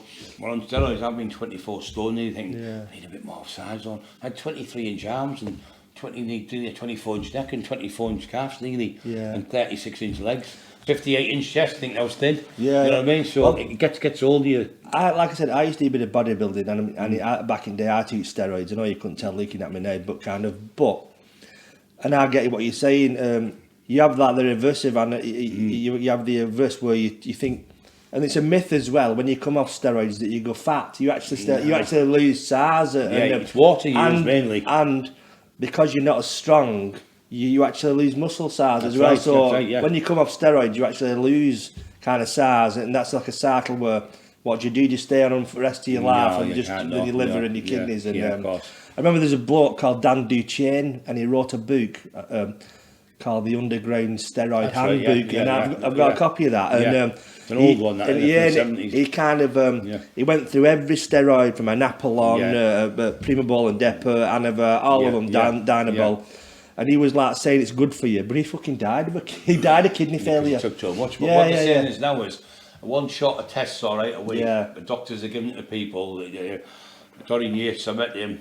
You met Dorian Yates, Dorian Yates, the Mr. England, but the lad, he was posing on stage, fucking huge he was, and he shook my hand and everything at the table. I didn't really like to talk to him because it was at the 12-man table. I was sat across the thing, he shook my hand and that, he was a nice bloke, but I was 24 stone at the time, I think he was about 19 or something, so I was huge still, but he was a powerlifter type of thing. But he was a lovely man, and he says now that most people are taking it when you get to 30, 32, you start losing your test in your body, you start losing your growth hormone. So what you can do is if you take a shot of test a week, you have to go to the doctors, get all sorted. People are classed it as the fountain of youth now because people in their 40s are pumping the steroids. Steroids can't hurt you. You can't overdose on steroids. But the steroids you're taking are the same steroids what you've lost. So you're just putting steroids in when you were young. So what happens is it helps get rid of body fat, depression and all sorts of things. And so they're using it now for people. Loads of people have had heart problems, diabetes, they've given us these steroids over 6 months and it's got rid of the diabetes and everything. So it's like been working good. So they're on about doing it now. The National Health are doing it. America's doing it really big. Really, so a lot of them now take growth hormone though, but that makes your hands grow, doesn't it? But steroids make your nose grow and your ears, don't they? Because it's cartilage and people don't. When you look at a lot of bodybuilders who are at it, they always have big ears and big noses. You see ones they've got gaps in the teeth, don't you? With the so years ago it used to be made from dead bodies. Really, you could get a thing called George Creutzfeldt-Jacobs disease. Oh, is that where that? Yeah, right. That's good to it. That was like it's a bit like mad cow's disease. Oh yeah. It was like there was a cow talking to the other cow saying, "Have you got that mad cow's disease?" He said, "I haven't got it." I said, "Why can't you got it?" Because I'm an helicopter. You know, but yeah, they enjoy rack-up disease, whatever they call it. Yeah, that's what you get. But what they do now, it's a synthetic drug it's made, but the one that's come from China hasn't got enough amino acids in. It's a one shot. Okay. It's not a proper growth hormone. All right, yeah. So you've got to have the symmetry. So the old one, they used to get it from dead bodies, dead bodies, yeah. They take it out the pituitary gland. It comes from your pituitary gland. So I bet it was more expensive then, wasn't it? Like, yeah. That's hard to get hold of. It's getting rid of the bodies afterwards. Well, it's true, isn't it? Yeah, absolutely. But were we on the Irish? All you got to do is eat a lettuce. How many times you've got? Well, yeah. I mean, my dad told me eat a lettuce and throw it up in garden, and don't take protein powder. I'll end up in a wheelchair. Yeah, he gave me loads of great life advice, my dad. Is he still here? He passed away, kind of thing. Like, you know, it happens. Are your parents still around? Yeah, no, my mum and dad, they're still alive, but my mum's just had a stroke. Oh, sorry to hear that. My mum had one. She's getting better. She's paralysed on the side. Oh, she's trying to get her speech back, but she was about 12 hours. She'd had it in the house, collapsed and been on the floor 12 hours before the family. I'm sorry to hear that kind of thing. It's getting there though, but people overlook strokes, but they're fucking. I think they're a worse affliction than cancer. What makes me laugh is my mum, "You want to go for that coke, you want to go for them drugs?" So I've never done it, drinking and smoking, 50, 60 fags a day. So the biggest killer of all time was cigarettes. With my dad, I mean, he had cancer. Never took a drug in my life. My dad had cancer, and I got him some cannabis. I said, "Will you take cannabis oil?" He had a Richmond in his hand and said, "Not taking drugs, me." You get that, don't you? I've never had a drug in my life, my dad says. I went, "Dad, you drink 10 pints of beer a day, you're having 40 fags a day." The thing is, though, them are the worst drugs, beer and cigs, isn't it? Well, beer, it's all the people that fight at the weekends in the streets, and the people having a heart attack and the ambulances can't get there, because they're all tied up, picking piss heads up off the floor and fighting, and the cigarettes kill more people in all the wars and all the deaths and everything put together. Oh, yeah. And cigarettes killed more people. At least the potheads are just eating pizza in the age, not bothering anybody, you know, Molotov and stuff. But Irish fight fan, he said, did you fight, he's worded it here, did you come across any Irishmen in your time, which sounds weird, but I think he means, did you fight any Irishmen in your time? No, not really. No, I knew there's not many up the north. No, it never come. No one come and seek you out like to fight you. No, not much like that. No. Is it kind of like just Irish to Irish kind of thing? Yeah. But, did you ever bump into any Padge guitar? Hello, Padge. He donates the channel to Colin. Padge, mate. All the donations, Colin's saving up for a Tesla. I'm dressed like this, and he's got a Jaguar, and he's getting a Tesla. He won't have when I come out of here. Can you tax him, please? And I couldn't tax him. I had a logbook. Tax it and give me one at wheels off it. Padge Guitar said, did you ever bump into any of your schoolyard bullies when you were growing up? Yeah, how did they treat you? Was one, he was about 5, 6 years older than me. I was about 9, I think, and he was about 14 or something. He used to bully me, 14, 15. And I was 24 stone nearly, and I worked on the door, and he come in. And I was 24-year-old, I think, something like that, 24, 25. Yeah. And he come in. I went, "Can you remember me, you bastard?" And he went, "Oh, that kid used to bully him. I fucking hit him, broke his jaw, knocked him out and everything." And he had to get out of the club, and the club was a big wall. I couldn't get out. It was like top of there. And the doorman had to lug, get me up on the wall and get me over the wall to fucking go, because the police come for me. With John Black, we worked on the door. Gary Russell and Ben and McDevitt helped me over the wall to get away, but they'd do a runner. Yeah. Do you think you've been very lucky evading capture, police? Well, do you think you should have been done for a lot of things that you got? I've been done, but like, see, I think when you've got a lot of friends, like people like Stephen Sayers and big people and powerful people, who people are scared of, and these people have been up for armed robberies and stuff, and guns are involved with me, and you've got like an army, because I had allegedly from Whitby right up to Sunderland for the ecstasy, you know. I was like an empire, you know. And people can say, he's bullshit. Yeah, I wasn't. I had it. People will tell you, I was the first to have the rave clubs.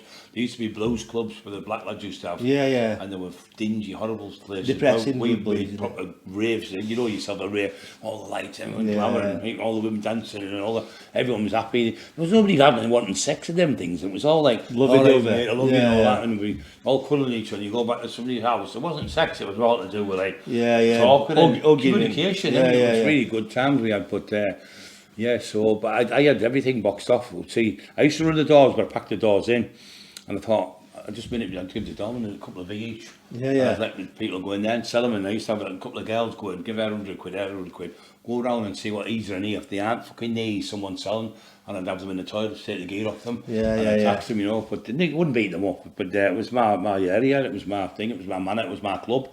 Would you say them were the best days of your life, or do you think now is the best? Looking back, do you think you're having the best, are you having more fun in your life now than you had then? Yeah, I'm more fun now because I'm not having to look over my shoulder, I'm not having, but I had 6 different places I lived. I never stayed in the same house more than one night. I'd stay in one house. Really, you had 6 cars. You had to keep flitting about because, like, in case people knew where you lived and think, right? Yeah, and police and all sorts. So I'd stay at Hartlepool at night.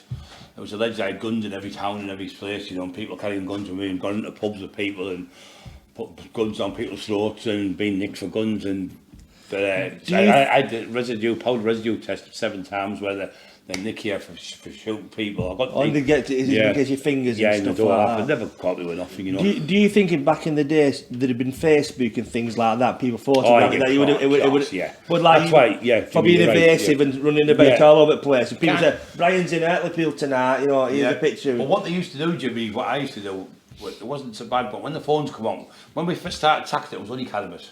There wasn't that much money about. But when the manufacturers started shutting all the works down, they were getting redundancy pay. People were getting 50 grand payout and 40 for buying drugs. And there was some lucrative money, it was massive.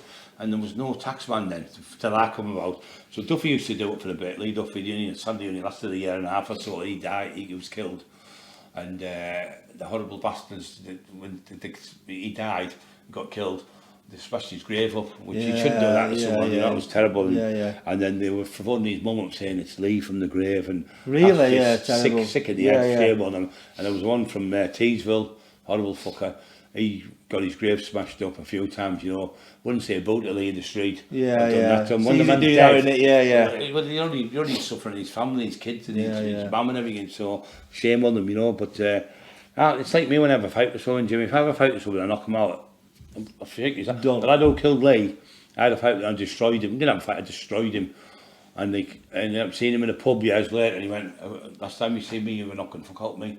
He wasn't a bad kid, you know what I mean? And I shook his hand and I felt sorry because he'd gone through a lot with what happened with Lee. I said, Lee wouldn't have wanted to go to jail because he got off and that, you know, so he got on with me, the lad, he's a nice lad. And never had a bad word with him, but we had a bit of a fight, you know, I beat him, but I shook his hand and bought him a drink, and he bought me a drink, and that's how it should be. When I used to fight Jimmy on the beach years ago, we'd go have a fight on the Ricker Sea Beach, seafront. And you'd go outside, you'd have a fight, you'd knock him out, I'll get you a drink. It was forgot about. Now it's 20 and putting your windows still. They're not. People who carry knives are cowards because they can't fight. And people who carry knives, if you're going to carry a knife, you're going to end up, you're looking at 25 years every time you carry that knife, because where we live in Stockton, in Middlesbrough Way, is the worst place for knife crime in the whole of Britain. There's more people who've been killed per person in that area than anywhere else. It's just horrendous. It's nearly every day of the week somebody's getting killed with these stabbings. But you've got to remember that. You might look good with a knife showing off. You're going to take a knife out to show off and look good. But if you're getting into a fight or you're full of drink, you're going to pull that knife and stab someone. The chance you're going to kill someone, you go to jail. And you have to be prepared for that knife being used on you, isn't it? Exactly, You know what I mean? There's always that chance that your own and the knife thing is as well, Jimmy, you. you're going to jail for all that time. You're not just destroying your own life, you're destroying all your family. You're not going to see your kids being brought up. So just think before you go. Don't carry that knife. Put your knives down. Use those. Do you think a lot of people who watch gangster films and think it's a glamorous lifestyle? I did myself as a kid. Would you have a message for the young kids who watch gangster and want to be criminals and stuff like that? I just want to say to you, look, get all them cartoons out your head because that's all they are. And all this analogy of like, you can have 10 tellies, you can only watch one. You can have 10 cars, you can only drive one. You can have 15 bedrooms, you can only sleep in one. You know, so you can have 30 toilets, you only go to one. So if you're in a little bed sit and you're happy with your girlfriend, good on you, because that's what the most important thing in life is. Being mentally healthy, being fit, and being content. That's all you've got to be. Well, them 3 things, you've got life. There's a lot of stress with being the taxman, being the king. There's a lot of stress in the. Of course. When you get up that top of the tree, you haven't to fight top people. You've got to remember now, it's not like it was when I was young. It was just with your hands. Now it's knives. So you can't. If someone said to me, "No, that little shit, he can't do that." I said, "It only takes a finger to pull the trigger." You know what I mean? So kids I know, like this big knife merchants or gun merchants because they can't fight. But they're the dangerous ones, the little ones, and it's the quietest man sometimes are the most dangerous. Yeah, the one yeah. with the big mouth, and I'm going to do this, I'm going to do that, don't do that. And then there's another thing, I'm going to go and get you, I'm going to do this to you, I'm going to do that to you. It never happens. No. When I got done in that house, I never heard a word when they all try to kill me, you know. But the ones who say they're going to do it, just like to put a floor show on, you know, and pretend to show. Yeah, you know. a bit of rhetoric, like a bit of effect kind of thing. But just spinning back now, you know when you was in that time that you went to that house and you got attacked by 12 men, what the fuck was going through you? Was it just pure, could you not think, was it just adrenaline you've gone autopilot? Yeah, well, it was a fight for my life. They said, the people who were there, they said he was like a fucking wild, like a big fucking lion, and we were like hyenas getting on him. He was just throwing us off, you know, lions do it. And we just couldn't put him down. It went on for about 10 minutes, and maybe this fight stabbed me all over. You've seen the holes in my legs and everything. And I still would make statements, I still wouldn't grasp them. And what they did to me that day was horrendous. They left me for dead, but they made my reputation even bigger. I thought, well, if 12 top gangsters can't put him out the game, and he's fucking still back out. Like Terminator. He said, he just won't fucking stop this fucker. I found out that a lad called Phil Berryman written a book. The people who got me they were going to use his boat, they were going to kill me, and then what bags them, they were going to chop me up and put me on the boat and fucking throw me in the sea. And it's in his book, so it's there in his book about. Did you have any inkling this was going to happen? No, not a thing. I pulled up to see him. I'd seen him there that day on the morning, and he said, "Oh, I've got you a job." But they'd had a gun to his head, and a lad called Busley had a shotgun down his balls going to shoot him, and there was his son there, his son's mate, and they had guns. It was like. So I went and opened the door and hit me on the head, and someone come in the house to grab me, and I tried to pull myself back out and hit my head with the hammer, split my head open. I've got 6 hammer holes on my head, but I never had a broken bone. They hit me, battered me, you know, good fellas when they battle them in there, and they really killed them. It was like that, and when I went to hospital, it's a miracle there's not a mark. The marks on me, my head was up here, my eye was hanging out. One had like it was like a sock, but it was like a chamois leather. Okay. It was like a sock with like marbles in, and he hit me in the face with it printing on, popped my eye. I thought my I'd lost my eye. Took about 3 months before I could see properly on my eye, but I'd lost 3 pints of blood, and I was covered in bruises. And Stephen Michael says, and them come to see me, little Aki, Maniok, who was with us today, his pal, and little Basil and people like that, and you know, friends and that have been with us through thick and thin. But the same friends I had years ago, I've still got loads of them, but some of them, sometimes you think they're your friends, but they're not, they're just using you, you know, they just use you for what they can get. Because when I was making 20 grand a week or more, I was 60 people come to my house a day, oh, can you give me 200 quid from the kids for shoes or mortgage and this, and I was giving the money away, Jimmy, like water, but I was like a charity fucking house, you know, non-stop. Did you get a lot of people saying, who didn't even fucking know you, saying the fight, saying, I'll get fucking Brian Cockerill, you, and then people come up saying, what are you going to do? And I'll tell you a very funny story. I was on the door one night and I knocked these two, that's how I bust their hand there. When I had the fight with Duffy, it was broke. I had the fight on the Thursday, I fought Lee on the I think it was and then a couple of days later. Anyway, I was on the door and this lad come in, I knocked 2 of them out, and there was 2 or 3 of them, maybe 4 of them. And this lad said, I'm going to get my fucking brother on you. I said, who's your fucking brother? He said, Brian Cockerill. I said, well, go and get him. Go and get him then. He was fucking threatening me with me. And then I worked on the hardest nightclub I've worked on was the Top Hat. And I worked there, and we were fighting with they were like the National Front, about 40, 50 skinheads on the front. And they were throwing coins at us. I wasn't bothered then. I was getting the money, picking it up, and then I started throwing stones. I ran out and I knocked 4 or 5, 6, 7 of them down. And he hit one, I knocked some of them unconscious and knocked one down. And they hit me at the floor. He went, that never fucking hurt. You knocked me down, we never hurt. And he got up and ran backwards. And the car went bang. And knocked him over and broke both his legs. Now the ironic thing was, the cop was walking by. I thought, he's fucking going to dick me here. Did you see that man getting knocked down? I said, big fella. I went, oh yeah. He said, the funny thing was, that was his own car. His brother-in-law was coming to pick him up. True story, you couldn't make it up, could you? Who was your fighters you looked up to? Was there any particular fighters you were influenced by? Rocky Master, I used to like the Rocky films as a kid. You know, people like that, you know, but Tyson was a brilliant fighter as well, but I did look up to Tyson because he was the same age as me. You know, but Muhammad Ali was brilliant and the old fights were brilliant, you know, but I liked the gangster films better when I was a kid. I mean, the naughty boy. My nana, I used to go and stay with my nana, and I used to stay with them. You'd get off school, you'd have the Monday matinees, you'd get me like a little trifle and a little bit of sweets and that. You sit there watching the telly with your nana and things like that. It was great because Yeah, like them things, you look back and they were great, you know. Yeah, but yeah. You get, when we were kids, you didn't get much because there was 7 of us in the family. And you have holes in your shoes. I used to go to school with holes in my shoes. Yeah. And I'd have to have, like, I put a plastic bag on my feet. Fucking hell. With a sock over the top so people couldn't see the bag, so I didn't get my feet wet. So we had holes in our shoes, and you'd get the cornflakes box, you'd cut the cornflakes box up and put the soles. They only lasted so long, Jimmy, because they obviously wear down, but that's how poor we were, you know. I'll use that as a tip after, because I could do with some new shoes, Brian. I know that pull, when I was a kid, some people had a yo-yo, I had a yo. Yeah. But you did talk about Rocket. Do you not think you could have channeled it all into being a professional boxer? Or would you not just... I got asked to go to America. I used to box Lingdale with a lad called Ray Hood. Oh yeah. And I was getting asked to go to America to go over there to box, you know, with big white. Oh yeah. Because there wasn't many white boxers. Yeah. And you make great lot of money. But I didn't like me. I went down to 16 stone 10.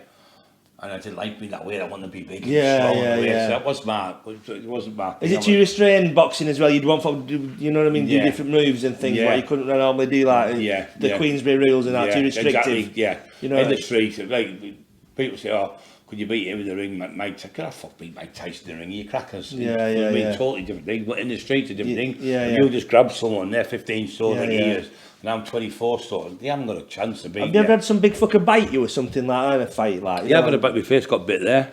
I might have bit a lad's nose off Andy's ear and I give him a back off. Really? Yeah. But I've had a few fights like that.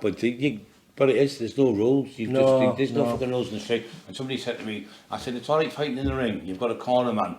You've got a minute rest. And you've got a fucking towel coming in if you're knackered, and you've got a referee. Yeah. But in the street, you're on your Jack Jones, you know. It's just so you might be fighting one, and then 5 or 6 people come. You're having 5 or 6 fights. So no, what's the mentality of a fighter like? You're in the fight. Is it? Do you keep calm mentally, and you just play? It's like playing chess. You're just planning out your strategies, your moves. You do, So if you lose your rag, your adrenaline comes up. Once your adrenaline comes up, you only have 2 or 3 minutes because then you're out of breath.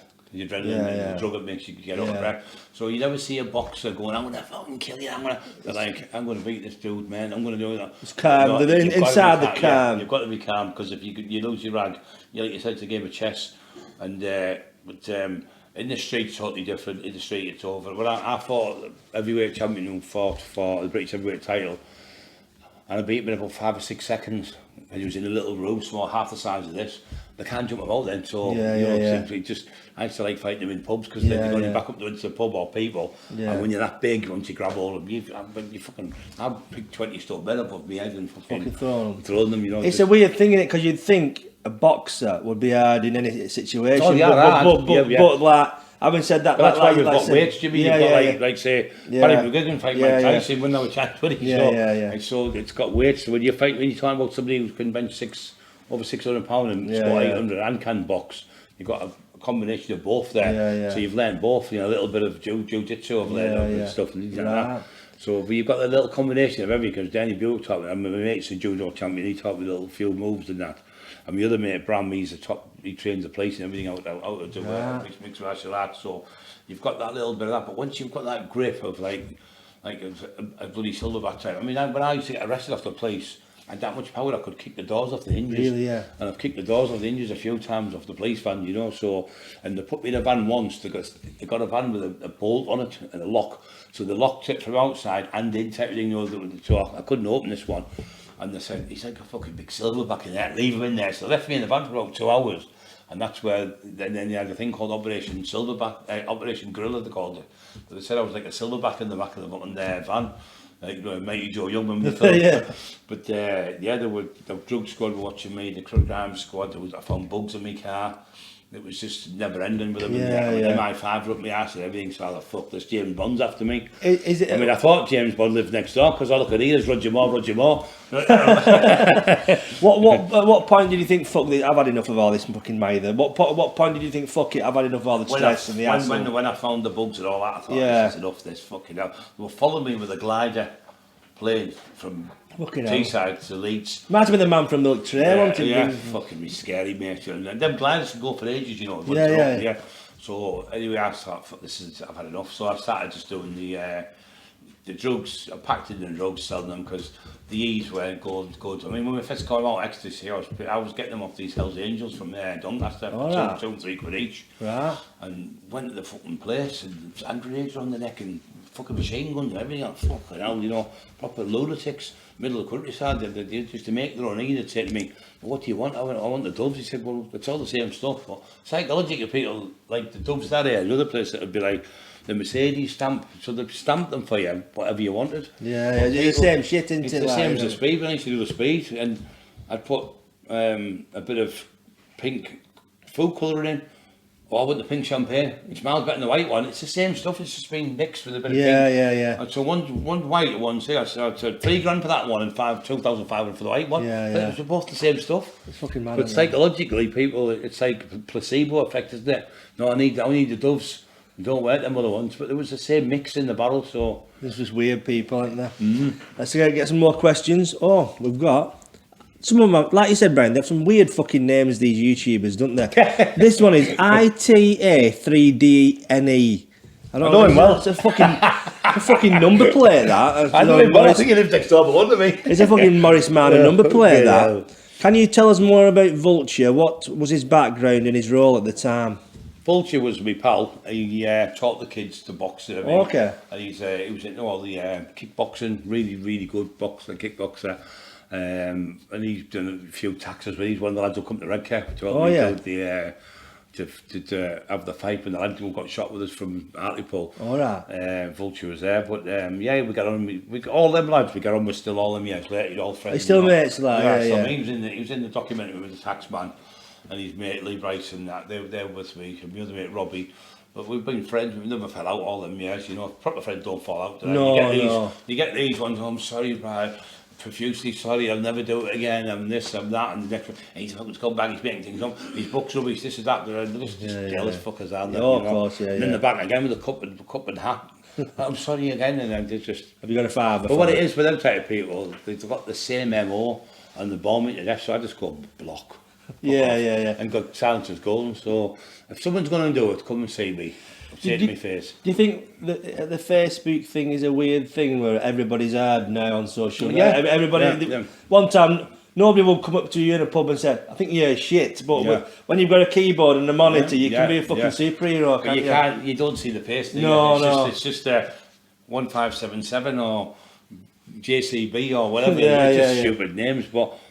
Sometimes I think it's people you know but tend to be somebody else. Did you say you mate track one of them down? Yeah, tracked him down. He was 15-year-old from Toronto, Canada. And he was caught. And I ended up getting to talk to him, and he was just a kid. He went, "Brian, we're just playing. It's just a game we play all the time." So I realised it's just daft kids say, "Fuck off, you dick," and you fuck off. But to me, it was like, "I'll fight you. I'll smash your fucking face in, you fucking dickhead." And anyway, it was just a kid. You hear some of these kids though, and they end up stabbing each other over rowing on fucking internet, don't they? And then it's not even the person who's texting them.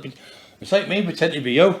I'd have to borrow your clothes off. And Anytime Jimmy, I'm on the Jimmy show here. And then pretend to be you, and then somebody's come to kill you. And killing me because I'm using somebody's using. Oh, you can leave your phone at pub and on a table at pub. You go for a piss and never. You fucking knobhead. Never do that, Jimmy. Wait. Yeah. You know what I mean, kind of thing. Michael Owens, it's from Australia. Hello, Michael. I might get this word wrong. It's a food. Do you like Parmo? Is it Parmo? Parmesans. Parmos, yeah, they're from, they originated in Middlesbrough. Do you like Parmos? Parmo.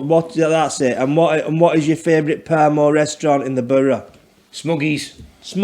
Me and Jamie I don't know what the fuck it is, Brian. What Parmesan, it's a Greek dish, and it was first thing he did, the Europa in Middlesbrough years ago. And El Greco's and places like that, and Bibby's in Redcar. And when I took Steve and Michael said, "Do you want a Parmo?" And what the fuck's a Parmo? It's chicken with bread, and it's chicken fillet, and there's like a bitumen sauce. Jamie Bowles always having them, and there's cheese on the top of it.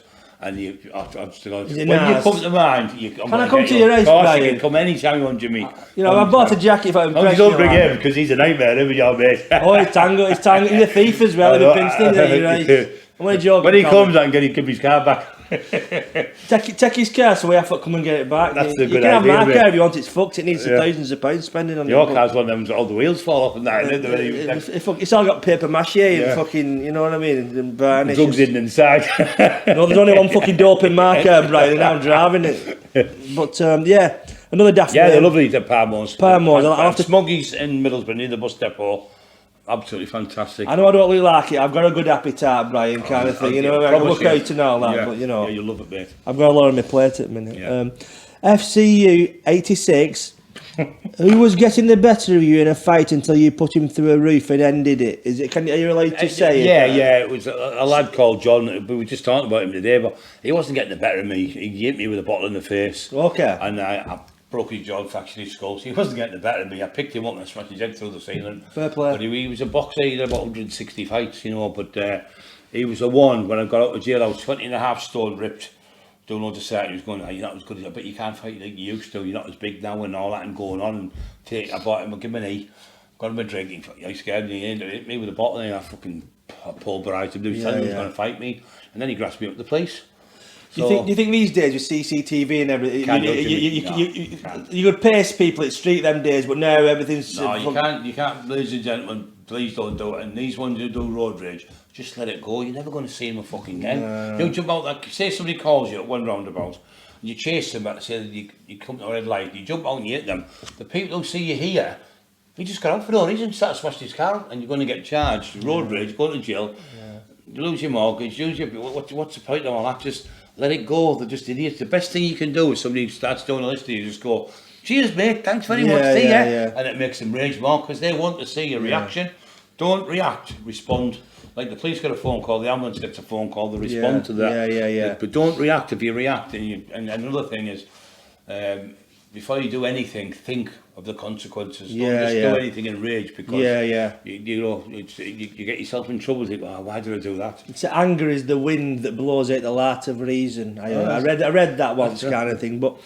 Like Shakespeare, is it? Well, that's all. It's stuff a cornflake box. Don't be impressed, Brian. You know what I mean? That or a lolly stick. You're a serial killer, then, are you?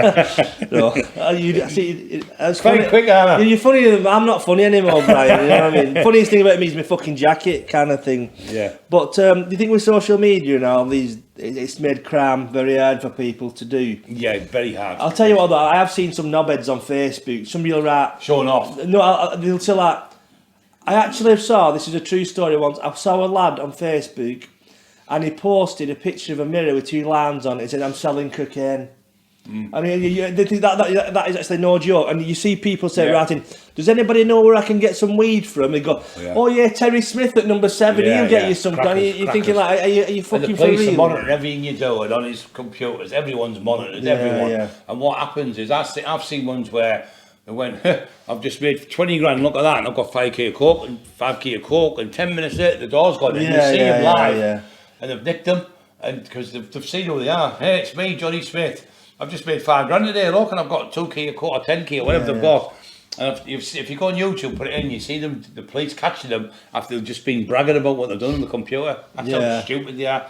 And mainly most people are getting caught because your mobile phone is just a tracking device. Wherever you go, that's how them idiots, the phones, when they've done me in the house, it's supposed to be so-called big gangsters. Okay. How backward is this? The phone from the man's house when they tried to kill me and got him to phone me off the lad phone who was a gangster who tried to get me killed.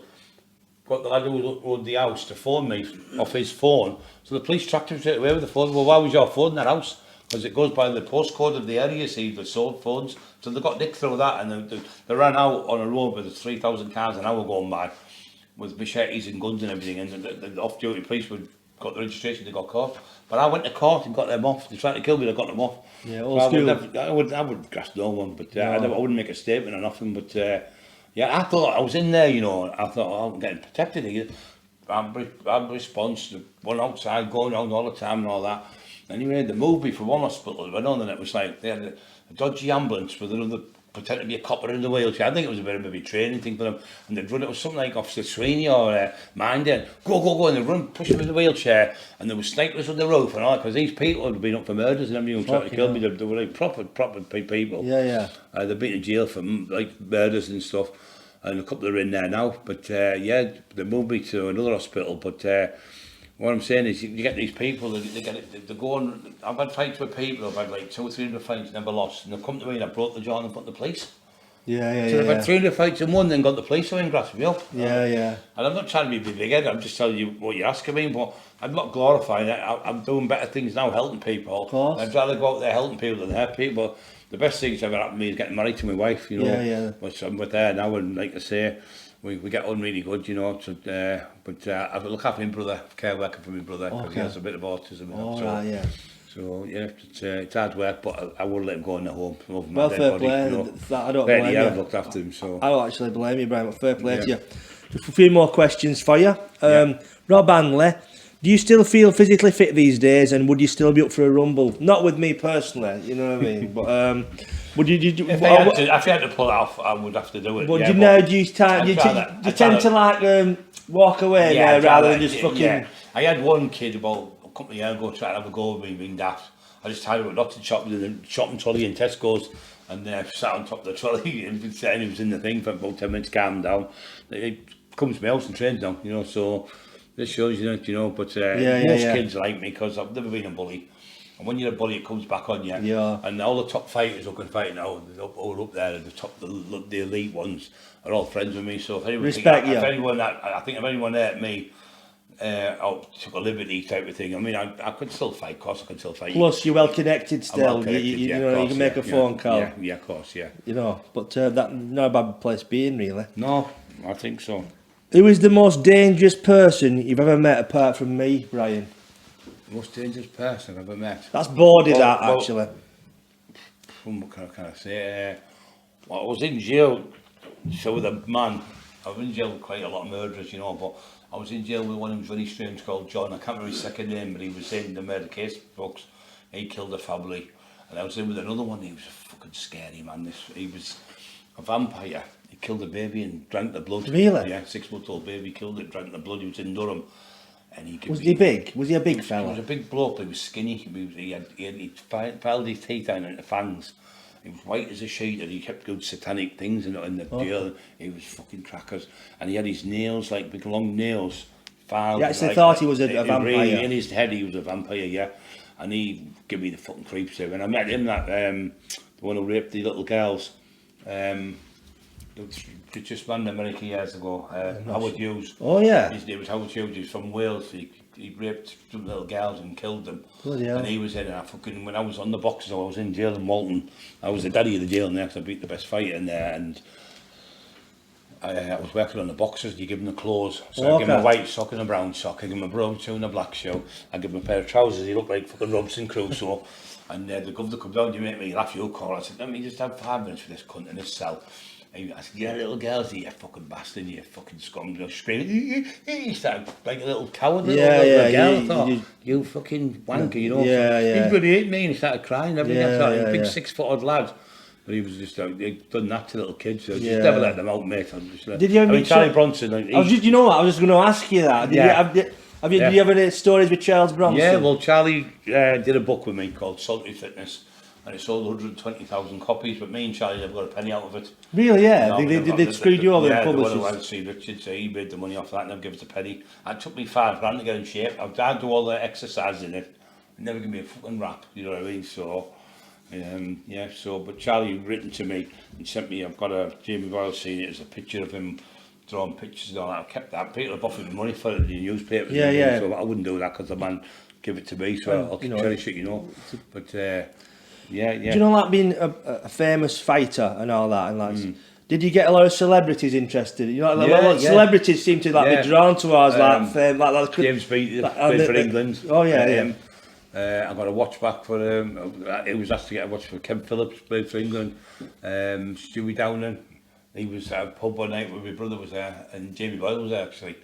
And there was a queue of people wanting to talk to me, and he's played for England in Liverpool, and there was more people wanting to talk to me than him, and he said, can I get a picture with you, and can I get an autograph, can I come to your house and I'll bring a ball up and all that. So yeah, quite a few celebrities. I've looked after London Boys and I've looked after quite a lot of people, you know, over the years, working on the doors and stuff.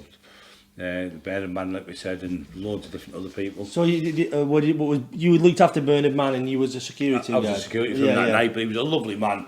And he wasn't, it's not that he was racist, people call it racist, I wouldn't say, he's just having a laugh. And even the lads who were like, Pakistani lads will say, where's this such and such, and they'll say the words, but they're not supposed to say, but it's a joke. People take it out of context. A joke was a joke once, but now it's not. There's too many people getting fucking offended. I mean, like this stupidness, like the black bull. What was that racist? I can't work that one out, you know. No, you can't say blackboard anymore. It's fucking rainbow board or something. And the people who are stupid like that. My friends, who are the black lads who I've got I've got loads of friends, Indian lads and Pakistani lads, they think it's just nonsense. They just think it's nonsense. It's usually these white lads. It's not them who's getting it's the middle class fucking white do-gooders on their behalf saying, he's offended him. He's offended. They're not bothered one bit, but... Have you met Chubby? You know Chubby Brown? Well, Chubby Brown was friends with George Fawcett and Barry Gardner when I was a kid. And Chubby was allegedly up for an assault. He hit a lad with a machete, apparently. And he gave him so many stitches in his face. And we asked George to go and see him, and George went to see him. And he got him £50 a stitch, the lad. And he got the charges dropped. So Chubby's son used to come to my raves. His son had passed away, and I used to look after him. And that, lovely lad. He's from Billingham way. But Chubby's other son, he's from Redcar. A few times I've helped him, but he's got into a fight in the pub. But I've seen Chubby up near where I live, and he got me back a few times. But I don't think he recognised me because. He must know you. He must know you. Yeah, of course, the Taxman does.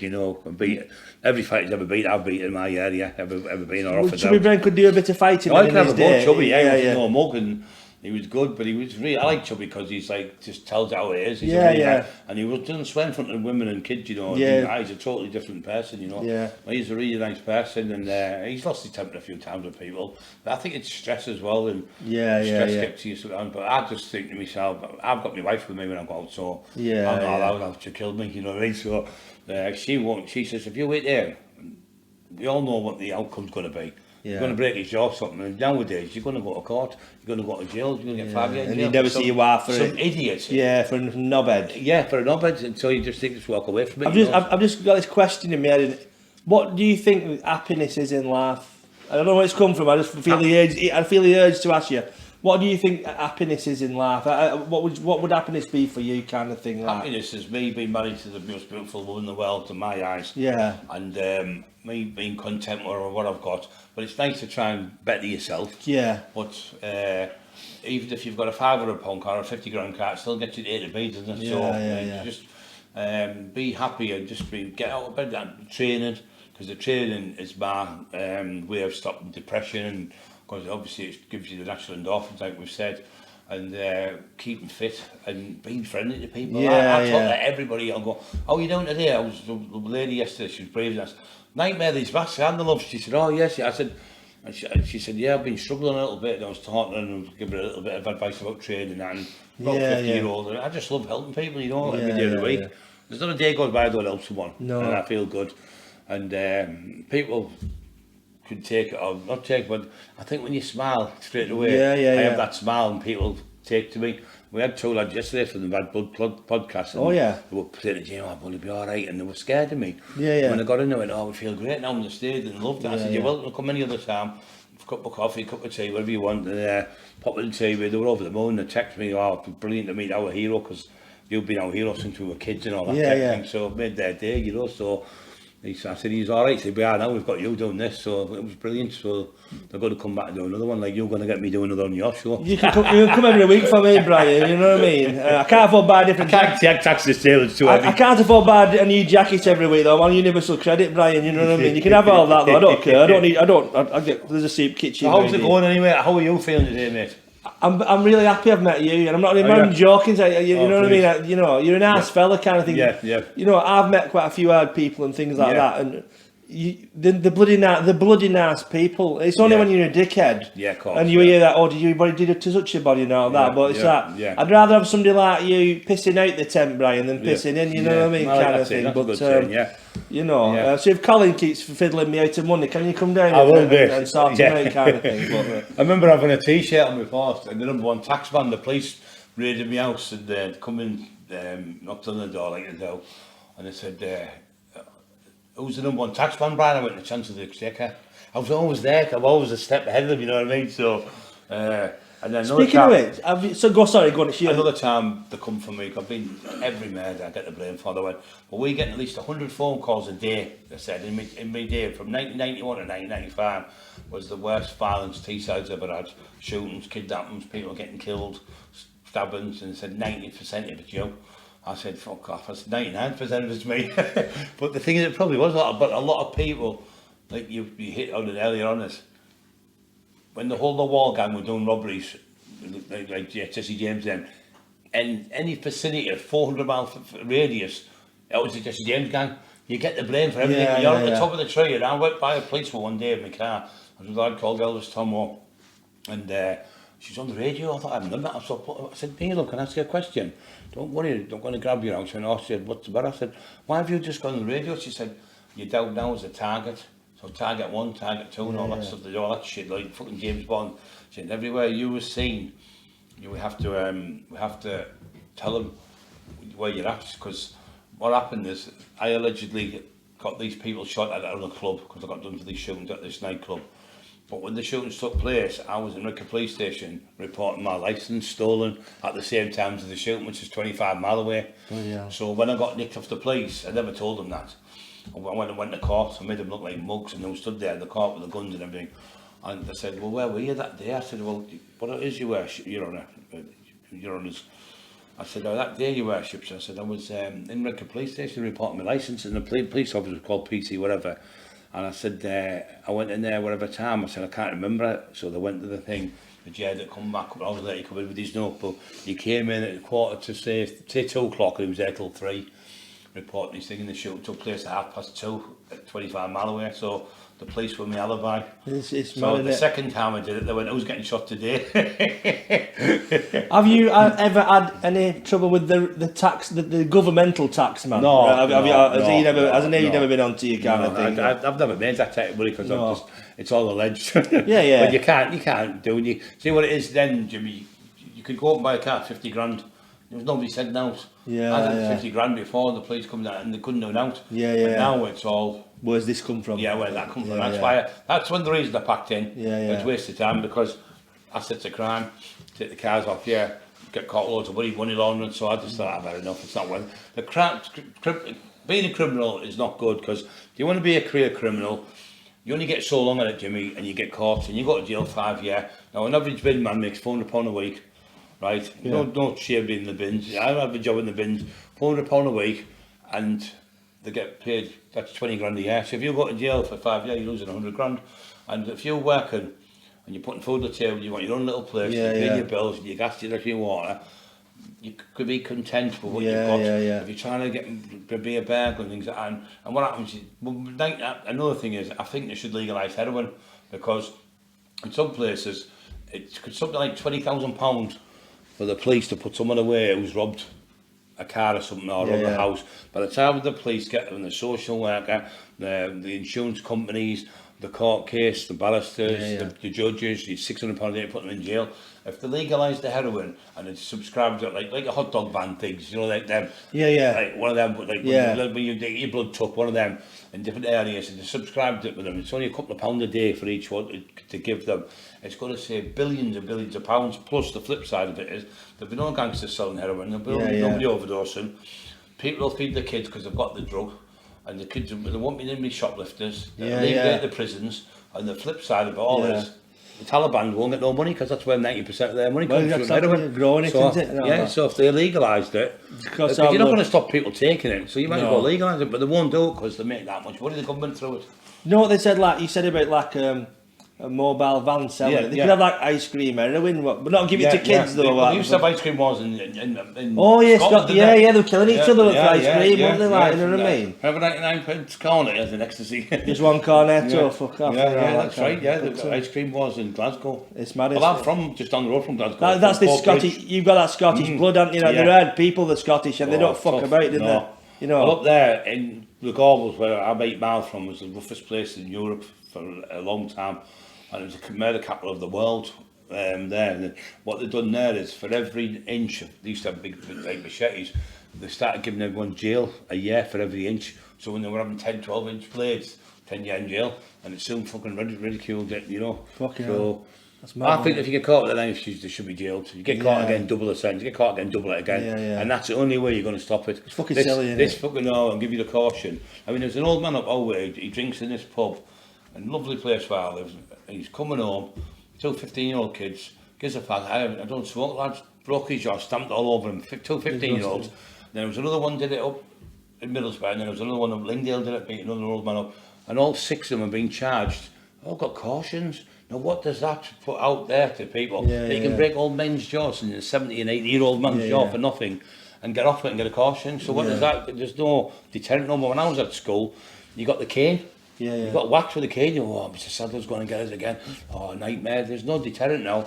You're at school, and if you want to nick off, you get done for it. But if you tell the teacher to fuck off, they'd buy you to school for a week. It just makes sense. Yeah, they take them on pottery classes and kayaking, don't they? And The badder you are, the more fucking good. holiday to Kenya. Yeah. You know, they're right. Don't do it again. Yeah, you know, it's just no deterrent now. Is there nobody like you kind of did a better job than the police, didn't you? Like policing your area and keeping crime down. Has there been no predecessors to? Have you like that? Well, I was telling you earlier on, but I'll tell the viewers now. When I went to jail, I had a fight with a lad from America, a big 6'10" lad.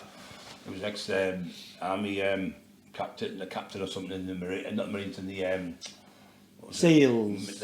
He was in the Navy SEALs. Yeah, he was one of them. But he was in the Marines Fest, and he did well, but because he was that tall, he got a scholarship in the basketball. He's from Alabama. I had a fight with him, I beat him. And he grassed me up. But when I went to jail, the crime rate in our area was 12 to 14%. I was a local Bobby, who was still alright to be on his bike and everything. There was 2 of them just in our area, and I used to keep the area quiet, you know. But when I went to jail, he bumped into the girl I was with before, and he said, I wish Brian was out of jail. He said, I'm going to lose my fucking job. He said, it's up to 77% the crime rate. And all the people in the area, was I called Gary, he was a school teacher, he wanted me to do the crime prevention thing, neighbourhood watch.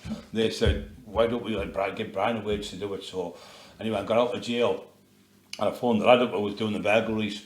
I said, have you ever tried to burgle with broken arms and legs? Fucking behave. Anyway, he stopped. With about 2 or 3 weeks, it was backed out at 14%. Yeah. So I was actually, and when I went to Home House, the jail where we live, there was a screw there called Mr. Davison, and he went, I hope you get 10 years, mate.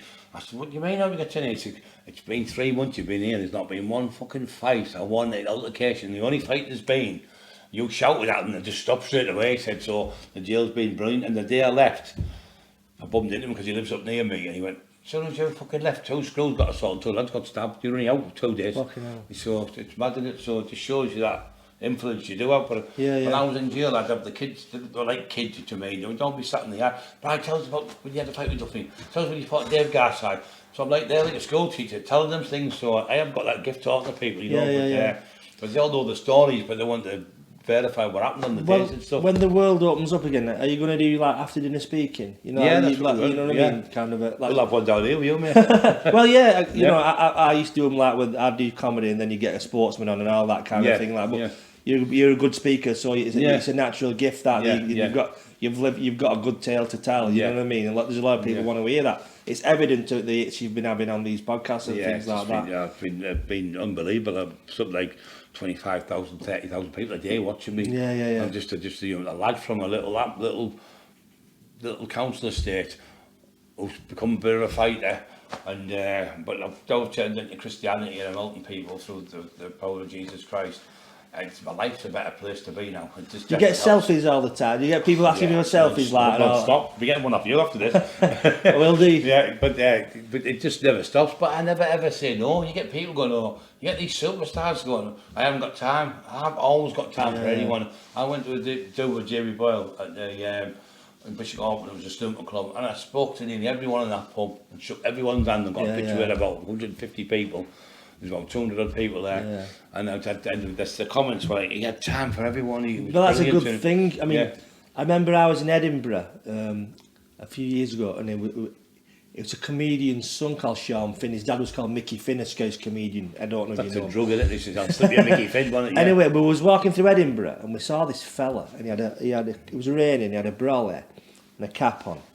And we walked past us and we both double-taked each other and said, that's Kevin Spacey, the actor. And my mate ran after him and goes, Kevin, can I have a photo? He goes, I don't do that. And just walked off. He's like, ignorance is fucking it. But horrible, when you've got time for people... Well, the thing is, Jimmy, that's what you're in there, you're doing that, you become a celebrity, you should have time for the people, because they're the ones who'll pay to watch you on telly, they're the ones who'll pay for the films and the books and the magazine, so he doesn't turn anyone away. No. I get kids and, mister, can I have it? Of course you can, son, and get a picture of the kids, and we both now with some, the Resurrection of Brian Cockerill, I'm selling it right now on Facebook and signed copies, but what I've done a little party piece for them, I'm delivering it, so I'm getting a picture with them, and in like local area I'm delivering it, but 50 books in one day, it's gone nearly, it's just unbelievable. Just flying out just up there, but people want to buy it and read it. And then the Taxman's done like 56,000 books. So if I can't be that bad as to keep watching it. And the Taxman documentary's watched 3.5 million. And like you've just said, the YouTubes have been known, you've been getting 100,000 hits. Phenomenal. What do you think people's fascination is with hard men? Is it because they see something in themselves that they wish they had? Like, I think a lot of people. You have like you might get some fella who works in an office or something, and you might think, "Fucking hell, that will be a brilliant life to live." That, you know what I mean? Fighting and all this carrying on with it. Well, I used to say it must be a great life being Robert De Niro's and people. I said, but they're fascinated with you as much as you're fascinated with them. They're only acting, you're actually doing what you're doing. It's a lot harder. He said, I would like to be the Taxman. He said, fucking hell, there's people trying to shoot you and kill you and everything. He said, and to do it that long and still be alive, there's some divine intervention. So, but it's not glamorised because the graveyards are full of people trying to be the Taxman, and it's not good. It's not good. I say to the kids at the school, get yourself started at trade. I mean, years ago, people worked at British Steel, and Dad would get you in with the trade, but it's all gone now with all this. The Maggie Thatcher thing destroyed it all. So, but the best thing is to go to college, learn, and get yourself a trade. My niece, Jamie Lee, and Katie, Jamie Lee's trying to be a barrister now, and she teaches kids of music. She's brilliant. So she could be a musician teacher. She plays the piano, guitar, the drums, everything. She's in a band and everything. She's brilliant. She's at college now and also, but that's the best thing to do. Once you've got that education, no one can take the piss out of you, because you're educated. Do you ever miss the adrenaline rushes of the old life? Like did you ever miss kind of like the danger and the excitement? Sometimes you do, but this is the better rush. You can't get adrenaline off me, Brian. You can't get it off you, can't get it off I'm like a Mogadon on wheels, mate. Well, I've got a few more questions for you, but thank you very much for coming down. We much appreciate it. But Roger King, hello Roger, he lives in Spain. Hi Roger. He just drinks Campari all day. Right. That's all he does. Fair play to him.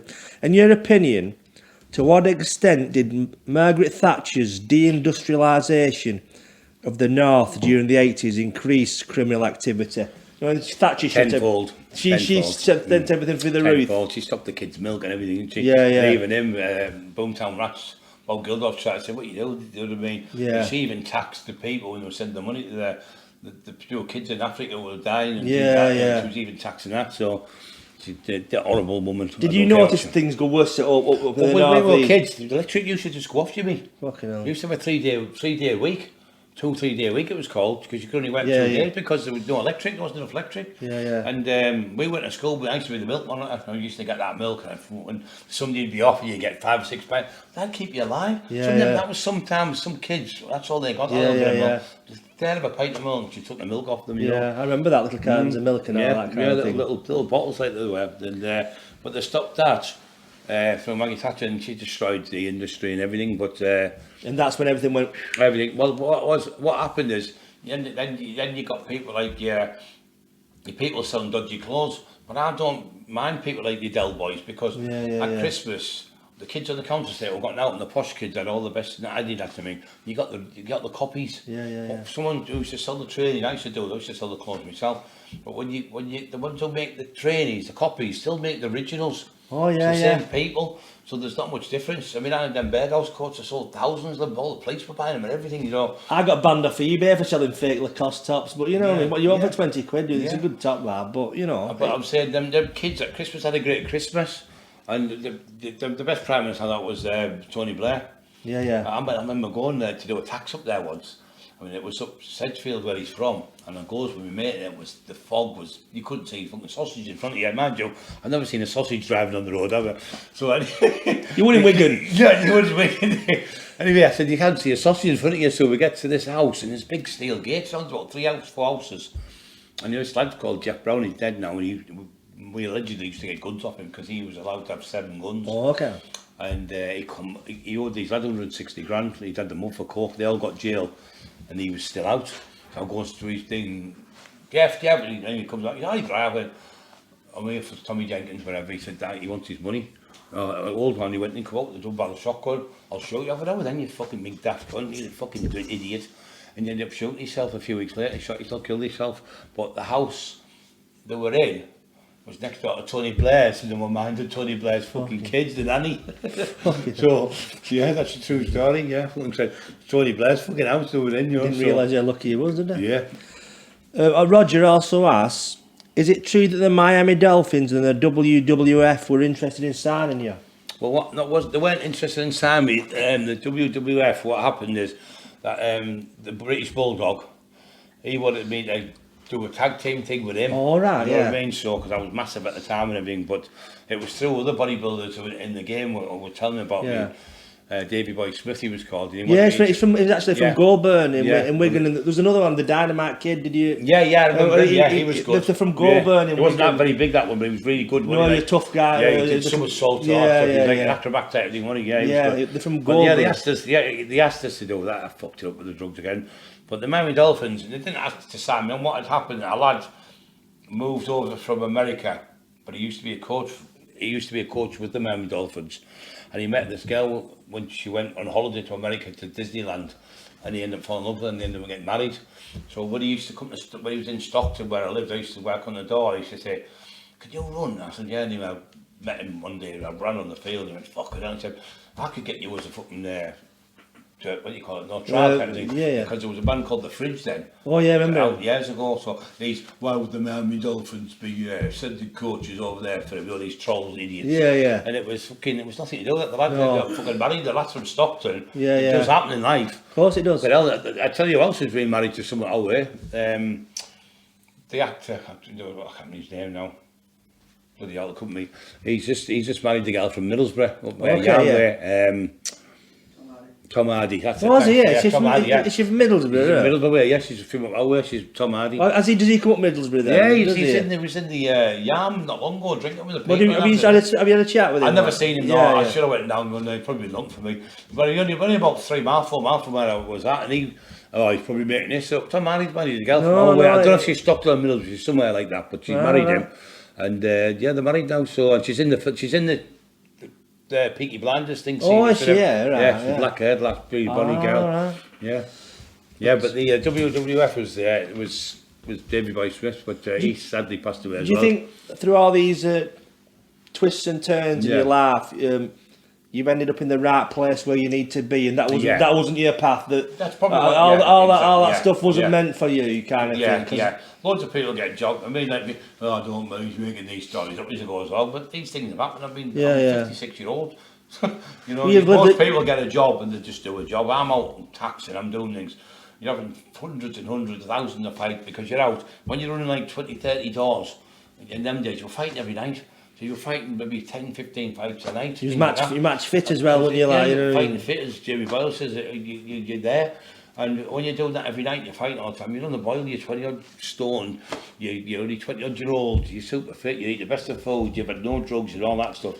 And things do come your way when you're waiting doors, because people come and celebrities are like, when you're on the doors, you don't have to celebrities. I've got a job with you, son.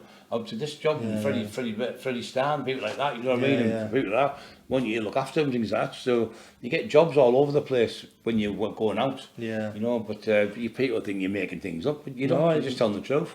It happens, doesn't it? Of course it does, mate. It's like what happens with you. It's like Joey Brown. He did his stuff. Well, when he did his stuff, he did it on the bike.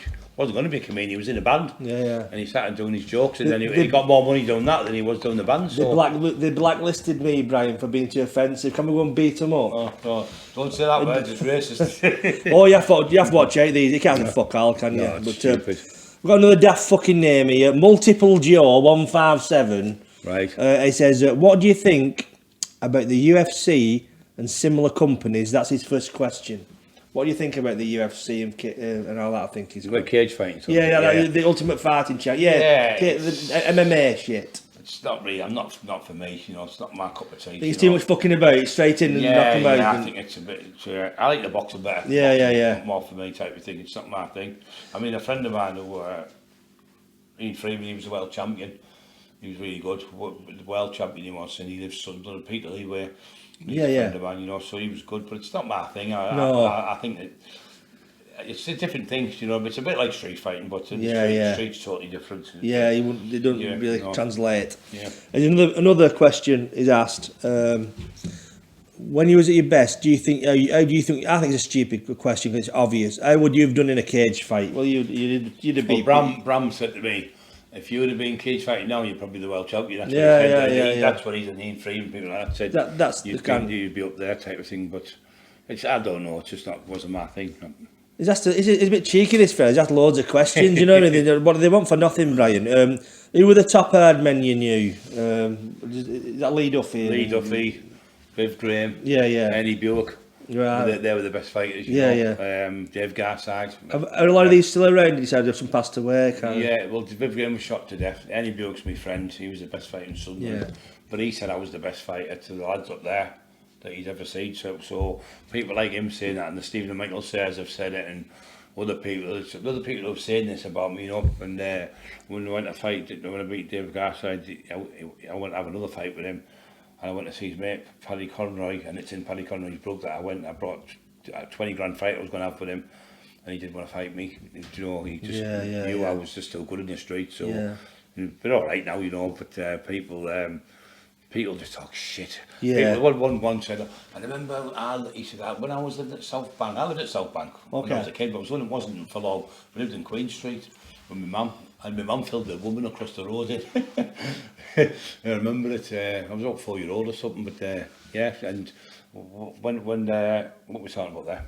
I've lost it. Was on about the top hard men that you knew. When people said, Jamie got one the other week and said that Lee Duffy was nothing but a bully. In 1992, he used to bully everyone in our house. He died in 1991. Yeah. The fucking shit they come out with. Lee Duffy used to come to my house every week with Viv Graham. You never even met him. It's just rubbish. They sat in eating jammy dodgers and they'd fantasising kind of thing. Exactly, you know. But so, do you think like for you, was your dad a tough man, or was your dad? No, my dad was your mum's side. That was my stepdad. All right, yeah. My stepdad and my mum's brothers and all that were tough. My uncle Frank played Manchester United. Frank McGivern, which we had to prove. Another thing I had to prove. When I went with him, I met Bobby Charlton.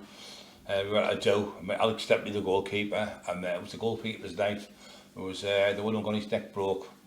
I can't remember his name now. Bert Truman, I think. Okay. He was German and he played in the FA Cup and he got a broken neck and he still played all the way through the game. He was there, did a speech. There was another one, Harry something. Played Harry Clegg at them. Right. He played for Manchester United, Irish one, and he seen George Best.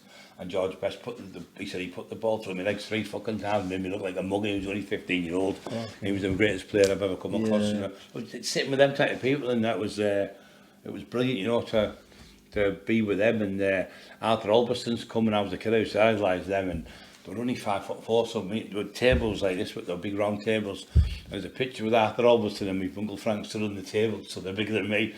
And he said, "Fucking hell, Frank, you said he was big, he's ridiculous," but I was 24 stone at the time, nearly, so. Yeah, it was good, but my Uncle Frank used to get stick. He didn't play for him, but he did. We've proved it. Yeah. It just did nothing better. Do you have to sit at your computer and just blame everybody else for their own lives, kind of thing? How they've turned out. Their lives are so wonderful, isn't it? And no one's perfect, mate. No, apart from me and you. I'm you, Brian. I'm a flawed character. Ask anybody. Don't put yourself down. I'm a tortured soul. Ian Frost says, have you ever, we've covered this really, the tax job go wrong. Is that the house where they all came in and did you in? No, the tax job going wrong was the one. All right. I tried to tax some lads. I went to this house, I got told they had money and all that, so I've got in the house. There was about 17 of them in the house. Young lads living above 25, and I goes in, right, fucking line them all up. Empty your pockets. I got one ecstasy and a fiver. I'm 17, and then I went next door and got 600 quid. Really? It was the wrong fucking house I was in. And then I went to another house to tax these black lads who were from Yardies. I was taxing them all. And I goes to the house, I kicked the door in, there's the mum, the dad, the brothers, sisters all sitting at the table having the dinner. And they went, it's next door, Bride, are you? I said, I'm sorry about that. I went back and gave the woman some flowers and some chocolates to say sorry. I kicked the wrong fucking door in. And when I kicked the wrong door in, the black lads had jumped over the fence and got away, so I lost the tax. So. But at least you was nice about it. And Oh, you got yeah, some chocolates and flowers wrong, and I'll stuff. Always apologise. You know, back, you know. The nice old school kind of trait, isn't it? Yeah, you know, admit when you're wrong. Yeah. This is a nice question to wrap us up on, kind of thing. Are there any plans for a biographical movie, kind of thing? Like, you know, you've got the Paul Sykes films coming out. Yeah. Is there any thoughts? Have you would you like a film to be made about you? Well, lots of people have been asking to do the Bride Cockerill movie because they said it'll be ironic because no one's ever done it. No. They've done like the Essex men, but they've been with guns and things. Yeah. You've done it by yourself, by your hands, and your partners. You've had like legal for you. And people like Speed, you've been shot and killed and stabbed in it and murdered and things like that. But you're still alive. So that's why it's so strange that you're still alive. So my purpose is here now, helping people. Yeah, it'd be great to make a movie. I think this next book we're doing called Once Upon a Time in Teesside could be the catalyst to it, because it's see, when I did the other books, I put like the stories in, but we're safe. On this one, I'm putting more stories in what Lee Fluffy told me. But I didn't dare say them before because when I was doing them I was a bit scared, thinking, I might get caught here because I was on the crack and I was on the drugs. I was making paranoid. But you have a go and you're like, somebody's out there. There's no fucking there. It's all in your head. You don't paranoid. So imagine reading a script. I shot him and I got him and I kidnapped him and I think, 20 years. It's like an admission in it. It's like a written admission in it, kind of thing. Yourself. So I'm putting in things what Lee me did, but like allegedly. So it's allegedly. So you can't get it for 30 years ago unless you've done something that only the police knew about and the person who was robbed. And then you did it, and then obviously you're confessing to something that you've done. But I'm put these stories in, and I'm put them in. And my memory, a lad called Bovey, a really nice lad, who was Lee's friend. He's reading the book now, and he was on the beach the other day, and he says, I can't believe these stories Brian's telling us. He says, his memory's unbelievable. They bring back so much memories.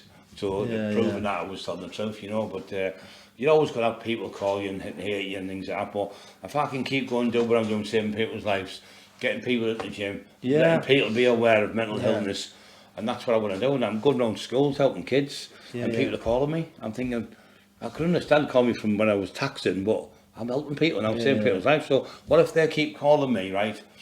And I just think, I've had enough, I pack in. And I pack in, and one day their son wants help, and I'm not there to help him because they've packed in because of them, like going on, like being bullies type of thing. So. Just you mentioned something then. The Essex boys. Did you have many dealings with them Essex boys? Well, Bernard Mahoney, I did a book with him. I've done. I'm in about 20 odd books. I've done. I did. The first book I ever done was called with Julian Davies. Was about street fighters, the best street fighters. And he interviewed 180 fighters. And he said, "There's only one Brian Cockerill." So there's another one saying it. You know. So the people said. And then Bernard did it. He said there's only one Brian Cockerill because all of you have done it in gangs. You've done it on your own. So we did a book, British Gangsters, the Underworld, and it was the big dealest book. It's about 50 quid a book, but it's the biggest gangsters in Britain in it. So we done that with Brian Anderson. He did it with him from Glasgow. He's a reporter and a photographer. So we've done all these books and things. But what was your question? It was about the Essex boys. So Bernard Mahoney come to see me. So we did the book and we did the photography of the place and up there like a little cafe type of thing. We did it in there. And I went and picked him up in a Range Rover because they all got shot in the Range Rover. And he said, I was pointing out houses and saying how we did it and how I taxed people. And he was fascinated with us to see. He said, good evening, he's a movie maker as well. He does the Essex boys. He had to get away from him because they threatened to kill him, you see. So he moved out. But he's. Who would you have playing you in a film? Myself. Would you have yourself like? I'm playing myself in the Sayers movie. Sayers, and they're making a movie about them now. It's getting made by Gary Fairby. Is it Gary? Not Gary Fairby. Gary Fairby's making it, and Fraser. Sorry, and Gary Fairby's in acting the part. With he's playing Viv Graham. Paul Bettis is. Listen, you couldn't write this script. Paul Bennis lived next door to Lee Duffy. He's playing Lee Duffy. He's a double of him. Is he really? He's a Christian. His name is Ray. So he really got on with him. Good, lovely lad. Fight for fun. Every fight he had in the cage fighting, he beat everyone, knocked everyone out. He was really good. He's a lovely lad. But and then Steve and Michael were there, and Michael and they were like argued a little bit. But they come down, the dad and everything, just to see me that day and give me a cuddle and all that, and they loved me because we've been friends for 30 odd years, never fell out, and they're not like some slinks, you know, want you for what you give. They're just proper friends, you know, and proper villains, you know. But they've turned their life around from that. They're out kids and things like that, and they're making a movie now about them. So they've asked me to play the part, so I said no problem. So we started filming. And then the COVID virus come, so we went and knocked on the lad who's doing it from Scotland, Gary Fraser. He's a really nice lad. We met him and all. He was on drugs and had addiction. He told us, and you won't mind me telling you because he's got himself off it. And he's doing really well. He's won 2 BAFTA awards, which is marvellous. So it's not just a crappy film producer, you know. He's a proper bloke, you know. But it was interesting just to do it, and we were doing the film, and it was good. Do you know what, if you made a film, could I have a part in it? I'll just play I'll be a village idiot with a sweeping brush at back. I don't mind. I'll just, you know what I mean? But I don't mind. But you know what, Brian? Thank you so much for coming down. It's really nice to meet you.